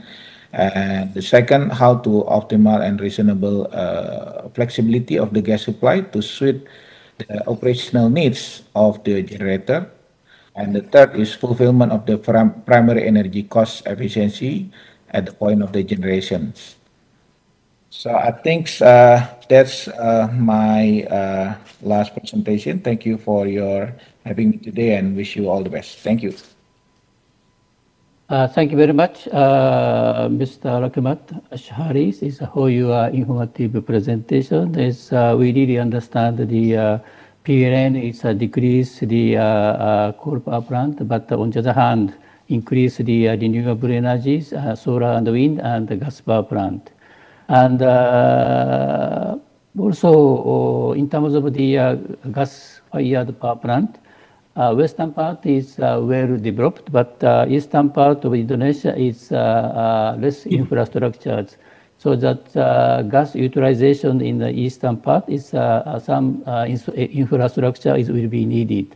So that in this regard is Energi, but small and medium-sized supply chain in eastern areas, because the eastern areas consist of a lot of island and very scattered. So that energy supply chain, small and medium energy supply chain will be needed, some kind of the infrastructures. And I think also he touched upon the NDC, and coal is retired, but initial stage is coal plus biomass is one of the ideas. And also the now is a lot of islands, they use the diesel for power generation, but replaced by the solar. It's very, very makes sense, especially in the eastern part. And energy efficiency is very, very, I fully agree, it's very important. And increase of the gas power plant, and on the other hand, retirement of the coal power plant. And even though the coal power plant is maybe remaining this high efficient type of the coal power plant, like a USC, and plus ammonia co-firing is one of the ideas.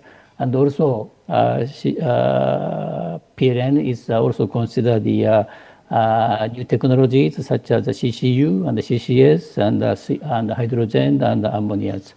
Thank you very much, Mr. Rakamat, for your presentations. And last but not least is I'd like to invite the Dr. Siri Jirapogungham, a former Energy Minister of Thailand and currently is the chairman of the IRPC, Integrated Refinery and Petrochemical Complex Public Limited Companies, and also he in charge of the several board director of the Bangkok Bank and the Thai Airways.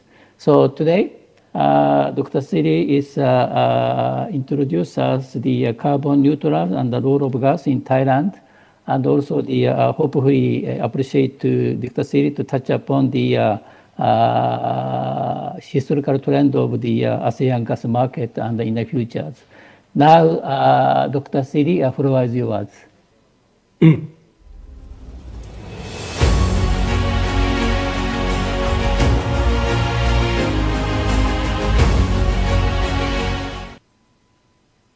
Thank you very much, Mr. Kimura-san. Good afternoon, Excellencies, ladies, distinguished participants, ladies and gentlemen. I'm pleased to describe to the distinguished participants in our workshop today on the role of gas and LNG in Thailand's energy system. Starting in 1980, with the discovery of offshore natural gas resources in the Gulf of Thailand, natural gas has become our main source of energy supply. Thailand's natural gas consumption has reached a high volume of close to 5,000 million standard cubic feet per day, accounting for around 60 to 70% of Thailand's energy consumption. So Thailand has moved to a very high percentage of natural gas supply in our energy system.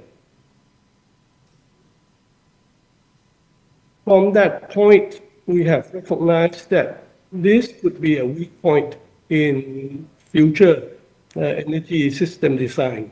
So Thailand energy policy in the past almost 20 years now has intentionally reduced our overly reliance on natural gas by increasing the diversification of energy source away from natural gas to increase the proportion of more renewable resources, such as importing large quantities of hydro power electricity from Laos, promoting investment in photovoltaic solar power generation, subsidizing increasing power generation from biomass, biogas, and municipal wastes, as well as investment in additional coal-fired power plants using imported coal from Indonesia.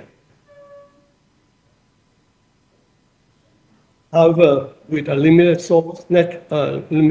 natural gas resource, domestic natural gas production has peaked after 30 years from the start of production in 1980 and has necessitated our import of pipeline gas from Myanmar, as well as increasing LNG imports.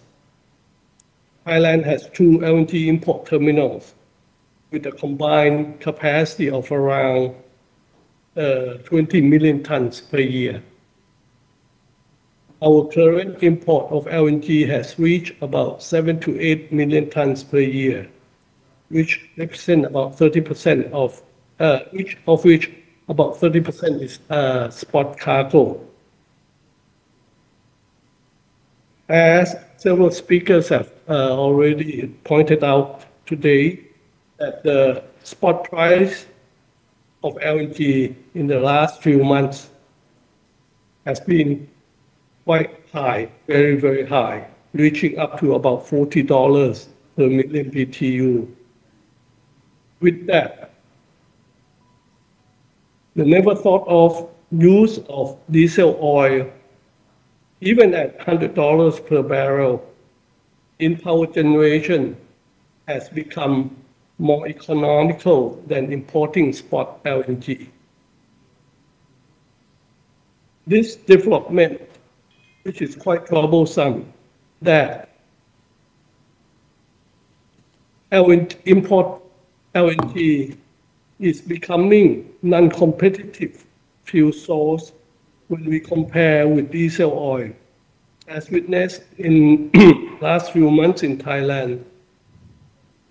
It posed a major challenge for increasing our reliance on natural gas imports as the main energy source of any developing economy.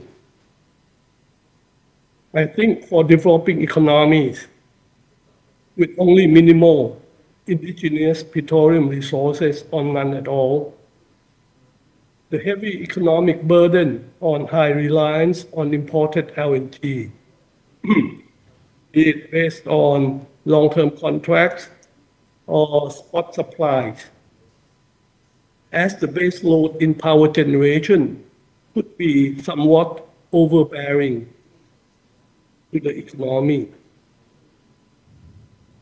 And this does not even include the need for large-scale investments needed in cryogenic import facilities and pipeline infrastructure.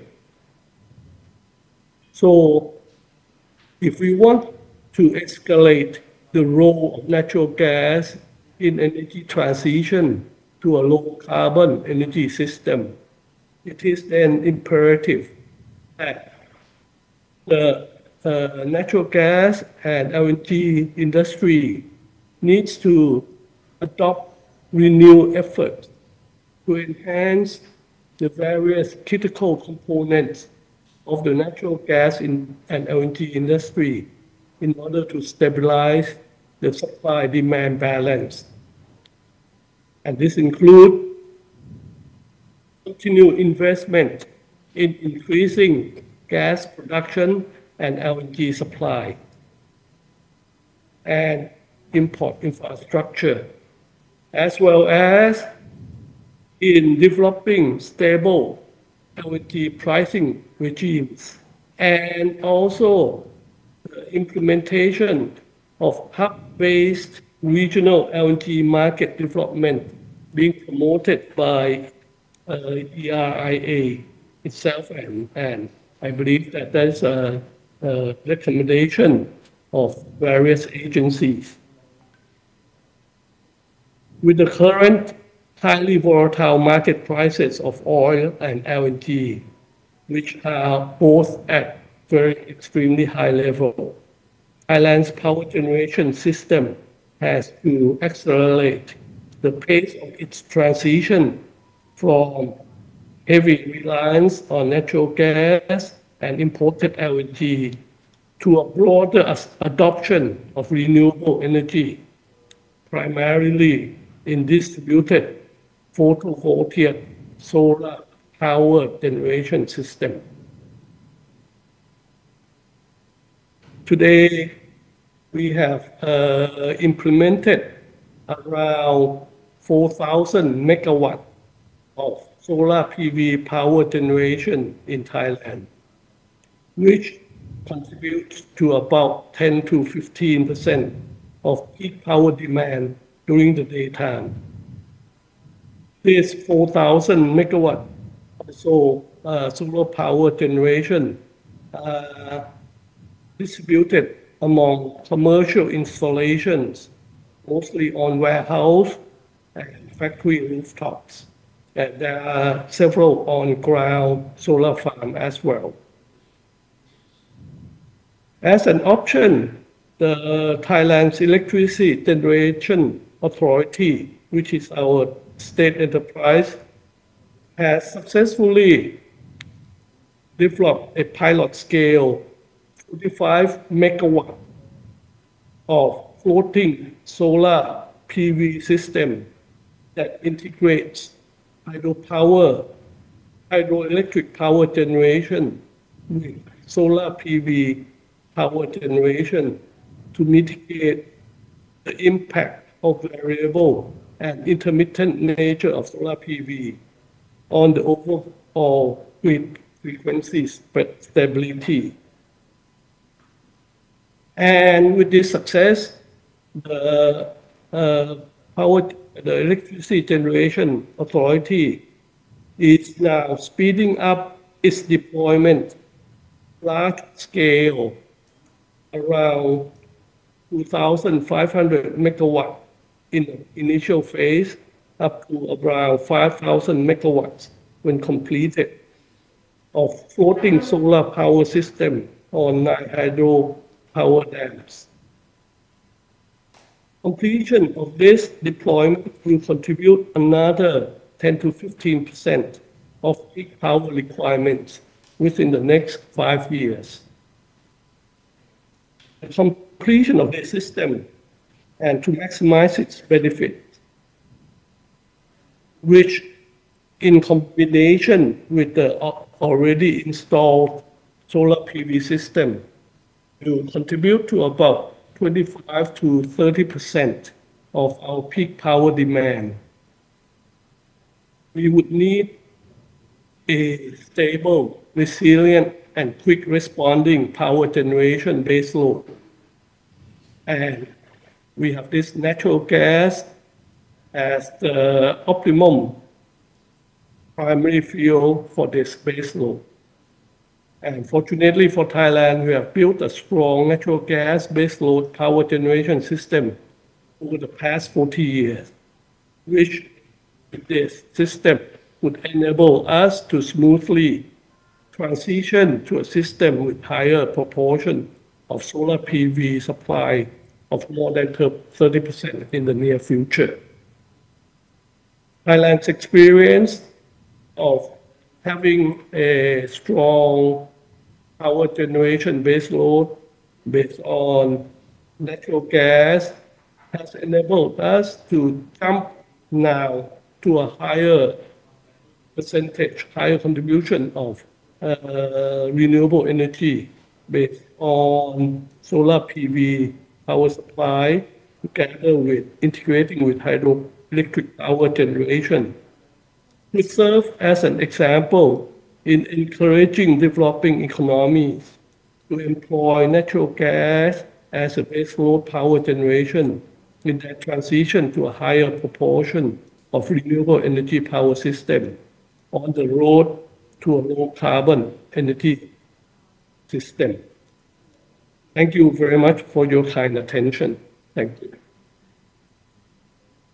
Thank you very much, Dr. Siri, for your insightful presentations. And firstly, he introduced us the history of the energy trend of Thailand. It's really shifting to the natural gas, and Thailand is a lot of investment to the natural gas infrastructures.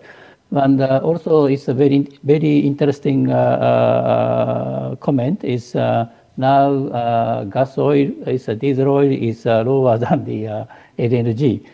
So that this is, we need to take note, and maybe developing countries need to pay attention at this point. So I really support the gas to contribute to the reduction of CO2, but we also pay attention to the economic impact. And in this regard, Thailand is aggressively increase the solar PV and reduce the load of the gas. And also, he mentioned about the combination of the floating solar plus hydropower. And some capacity of the floating solar is 2,500 to the 5,000 megawatts. It's very good ideas and makes sense. And I understand the Thailand is seek for the gas is a base load, and as much as possible as Thailand increase the solar PV. That is my summary of the his presentation. And sorry, my poor time management, but I'd like to give the one question to the each panelist. Firstly is Mr. Amot. I have a question to you. Now you mentioned about the also ESG. ESG is a negative impact to the upstream investment to the oil and the gas. So, but now currently world need the gas, especially gas, more gas because of the transitions. So that, but companies or policymakers need to pay attention to the ESG. So how do you make balance the ESG and the upstream investment to the oil and gas? Thank you. When it comes to ESG and investment in Norway and in the upstream business in Norway, I think there is no lack of capital, at least what we have seen today. But what it might affect is that the capital get more expensive, at least for some part of the industry. They need to pay more to attract the capital needed to invest. And a different part of it, when it comes to the direct effect on investment levels these days, is the cash flow within the industry is so strong with the current market situation. So the reliance on external capital to finance new exploration developments and so on is more limited than in a more normal way. If there is some kind of normal situation in energy markets with the volatility we need to live in and historically and will do forward. So I think the main effect will be that capital might be a little more expensive, but the capital will be available. Okay, thank you very much, Mr. Amot. And next question to the Mr. Al-Suwaidi. Now is gas price is currently high, so that it is very good condition for the UAE to increase upstream investment to the gas and oil. So, but still uncertain to the gas price. So I don't know when it's going down. So how do you think about the current situation? Is a very good situation for the UAE to increase the upstream investment to the gas?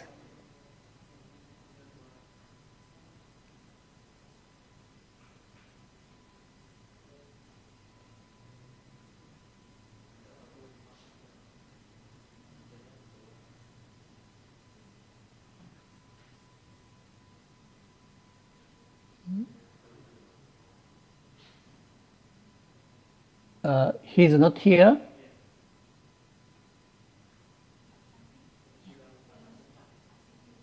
Okay, so that's maybe he will return in a few minutes. So next, so Dmitry, so I have a question to you.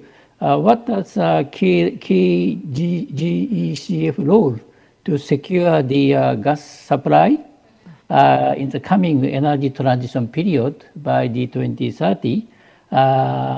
So what is production technologies, and including the clean energy and sufficient gas demand? If gas demand is small, it's not incentive to the increase the gas productions, and also the what is you expected international gas market?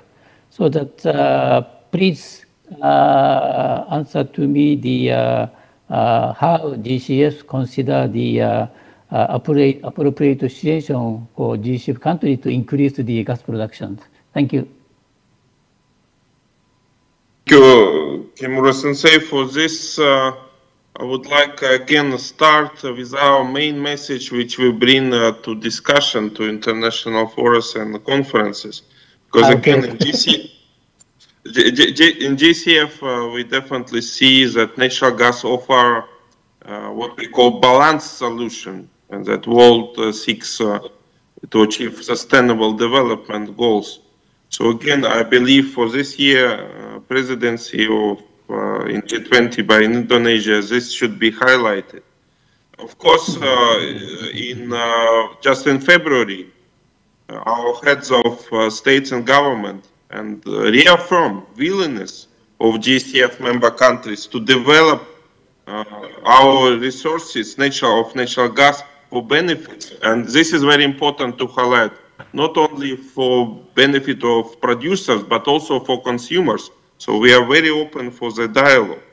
Also, we, in our activity, have a very transparent messaging throughout GCF Global Gas Outlook, and we highlight that by 2050, our forum member countries continue to maintain and expand gas production capacity. So again, this is very strong message. And we expect that our existing member countries, and again, I would like to highlight existing because more and more members are joining GCF. Just recently, we have a privilege to have a Mozambique in the forum. So again, we expect almost half of our gas production will be allocated into existing GCF member countries. So again, this plans and developments are also reflected into our flagship publication. Again, today it was already discussed, but I would like to highlight when we talk about the production plans, we need to not only talk about the supply, but we need to talk about the importance of security of demand. There should be transparent, non-discriminatory legal framework and the predictable trade, fiscal, environment policy in gas consumption and transit countries. It's very important, and I showed in my first intervention that we definitely see the scenarios which is driven by quite a discriminatory policy towards natural gas, which resulted in restrictions of so necessary investments. So again, this should be very carefully.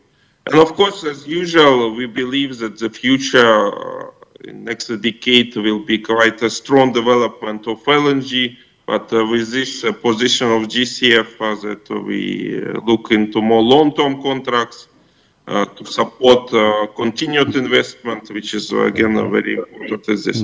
And last but not the least, I believe this year is very important to collaborate inside the G20 to discuss the necessity of development, necessary infrastructure.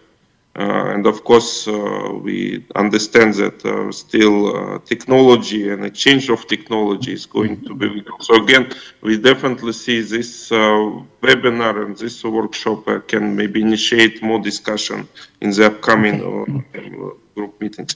So again, in GCF, we are very pleased to be part of this dialogue. And again, thank you for your question. Okay, thank you very much, Dimitris, and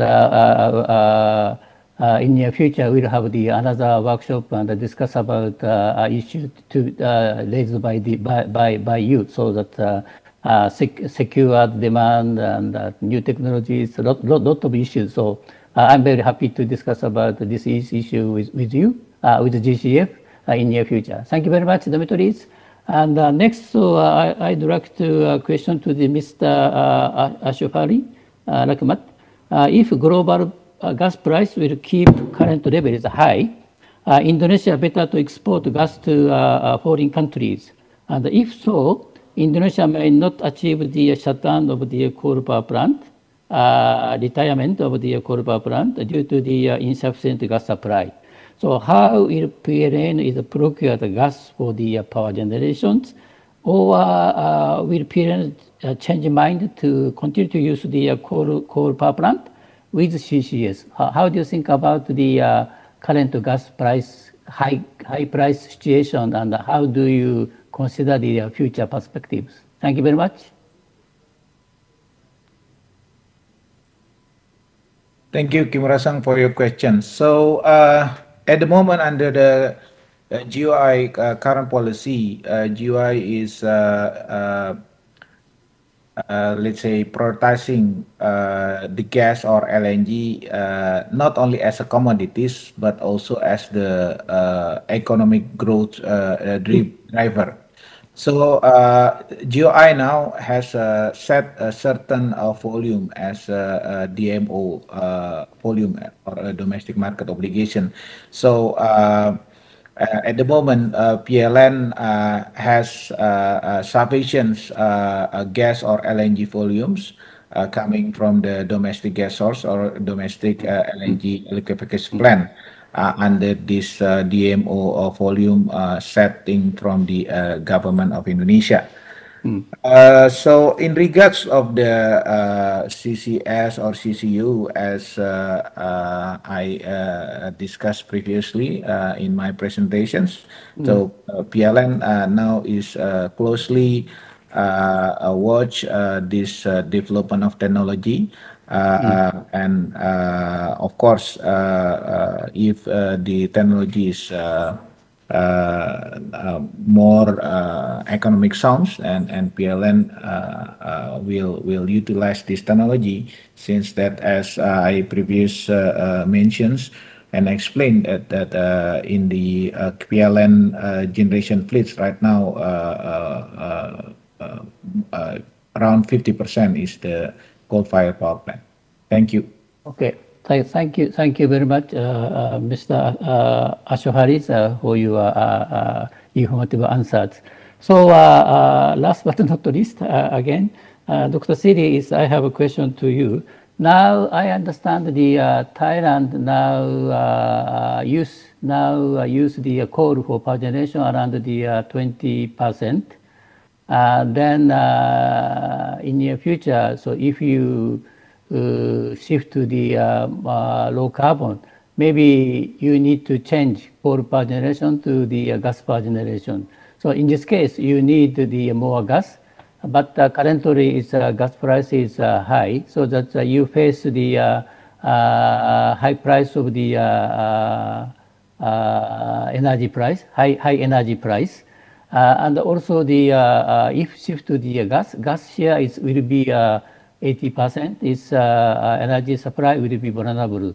So how do you take counter action to the two energy issues, high energy price and also the vulnerable energy supply security? So thank you, Dr. Siri. Thank you, Kimura-san.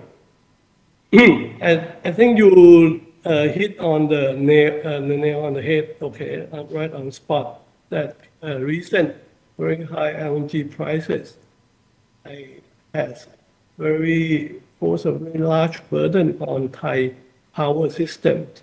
We have to increase the price of electricity supply by around 5%, okay, and that is quite a burden on Thai economy. In fact, over the past couple of years, we have programmed that to retire a number of coal-fired power plants.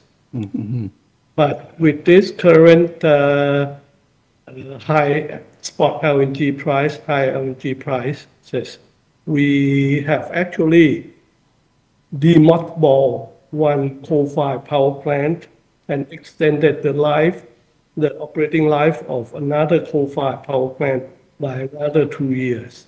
So on this subject, we have to actually revitalize coal power generation using coal, okay, just as a safeguard in the event that, one. But our commitment to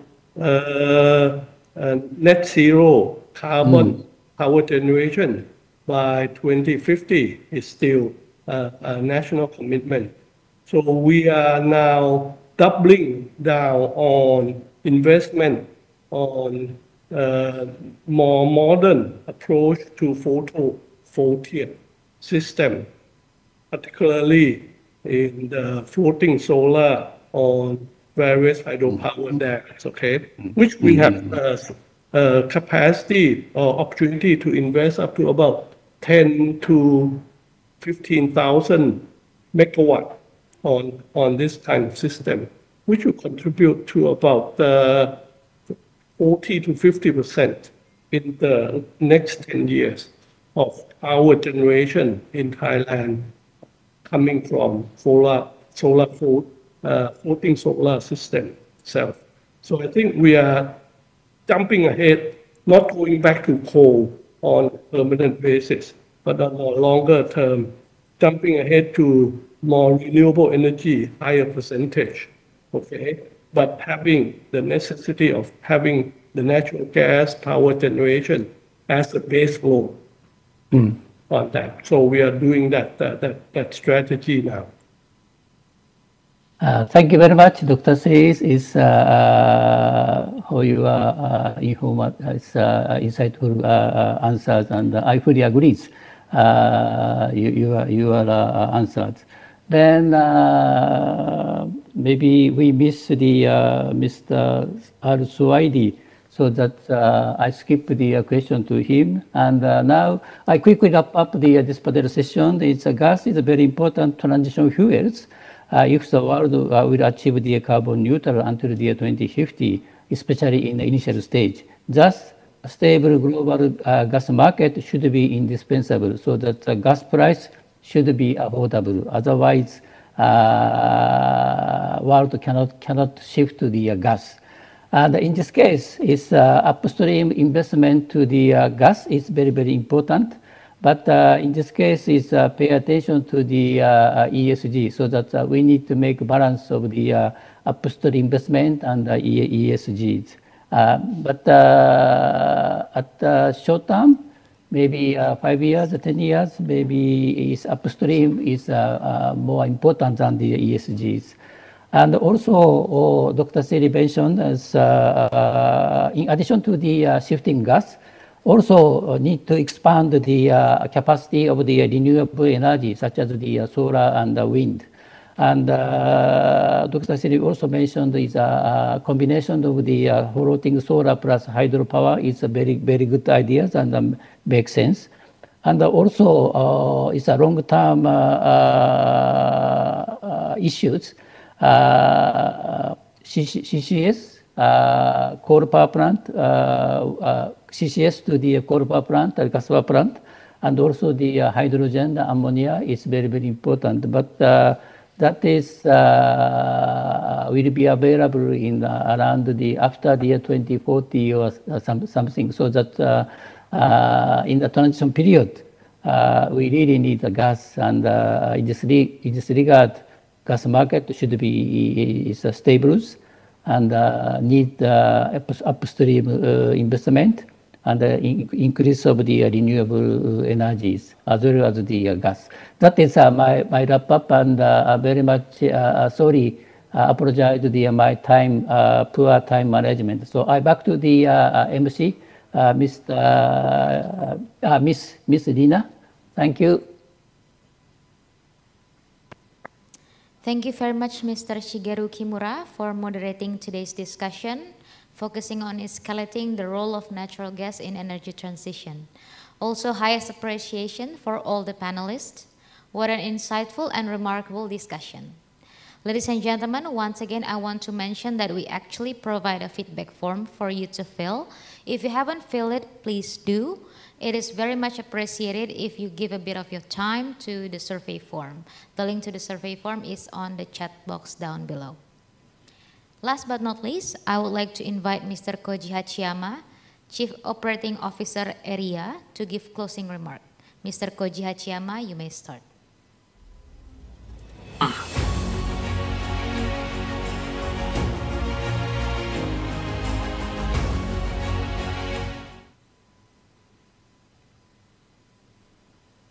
Thank you very much. Excellency, distinguished speakers, moderators, panelists, ladies and gentlemen, greeting to you all. Good afternoon. It's my great honor to make closing remarks in this webinar that has addressed the principles, issues, challenges, and possible actions to take in the view of escalating gas roles in energy transitions. This afternoon, the webinar on the critical roles of gas has been an important step that we are taking in our journey of energy transition discussing throughout Indonesian G20 presidency. To the Ministry of Energy and Mineral Resources of the Republic of Indonesia, I'd like to convey Area's President greetings and thankfulness for having given to Area the opportunity to taking the role as co-organizer of this very important webinar, as well as webinar that we co-organized last month on the making carbon capture, utilization and storage (CCUS) affordable, enabling CCUS deployment in G20 and beyond. After COP26 held in Glasgow last year, the world starts its movement toward attaining a carbon-neutral society. These targets are to be reached by around the mid of the century. However, carbon neutrality can never be reached in a very short time. We must reduce greenhouse gas emissions year by year, and finally, we would achieve net zero emissions shortly after 2050. The initial stage of clean energy transition period, taking place between 2020 and 2030, should be the period where we reduce greenhouse gas emissions by applying existing and affordable fuel or energy technologies. In this case, natural gas will surely contribute to reduce greenhouse gas emissions through its expanded use. Nevertheless, we are also experiencing some geopolitical tensions nowadays that have increased the price of oil and gas in the global markets and have triggered their volatility. How can we escalate the use of natural gas amid its high prices? This is our real challenge, and this is especially true in the developing countries. We need, therefore, to emphasize the importance of fair value of natural gas to ensure sufficient and timely investment through the entire gas value chain and necessity for equitable risk sharing amongst all gas market stakeholders to sustain the security of demand and supply of natural gas. We need to promote the creation of integrated and transparent gas markets to stabilize gas supply and export. In the developing country, the use of natural gas should also mean fulfillment of global energy needs, improvement of universal access to clean energy, including for cooking, and improvement of energy efficiency and security. Therefore, we need to understand and to emphasize the role of natural gas in the energy transition process. For instance, in the power sector, gas-fired power plants should play important roles in the phasing out of coal power plants and in facilitating penetration of renewable energy, such as solar PV and new energy such as ammonia and hydrogens. We must optimize the role of the different international cooperation schemes for developing countries to increase gas consumption for power generation, such as the Joint Crediting Mechanism, JCM, or through other multilateral financial support from the different corporations or the different financial institutions. In the following period, namely between 2030 and 2040, we need to increase new investment to gas upstream and to seriously prepare to use technology such as CCUS in reducing greenhouse gas emissions. Ladies and gentlemen, we have heard during this webinar how stakeholders are willing to contribute to escalate the role of gas in the energy transition through the different actions and strategies, and how they are ready to collaborate to to optimize the use of the limited financial resources. I really hope that ADR, with the networks and stakeholders, will be able to make a continuous contribution in elaborating and formulating the action plan to be taken in the G20 Indonesia's presidency's Sustainable Energy Transition Pillar under the Energy Transition Working Group. We invite all of you, key stakeholders, to join forces, share good practice, and avoid potential markets, thus escalating the role of gas and its affordability. Thank you so much again for your kind participation and valuable inputs in this discussion. I wish you a very nice late afternoon. Thank you very much. Thank you, Mr. Koji Hachiyama, for the closing remarks. Honorable Chair of Energy Transition Working Group, keynote speakers, moderator and panelists, representatives of G20 members, and all participants in today's seminar, we've come to the end of our meeting. On behalf of Directorate General of Oil and Gas in the Ministry of Energy and Mineral Resources, I would like to deliver our highest appreciation for you all for joining our seminar today from the beginning till the end. I hope today's discussion will create fruitful initiatives and collaborations. I also ask your apology if is there any discomfort happened to you during the webinar. See you on the next G20 side event series. Stay safe, stay healthy, recover together, recover stronger. Terima kasih dan selamat sore.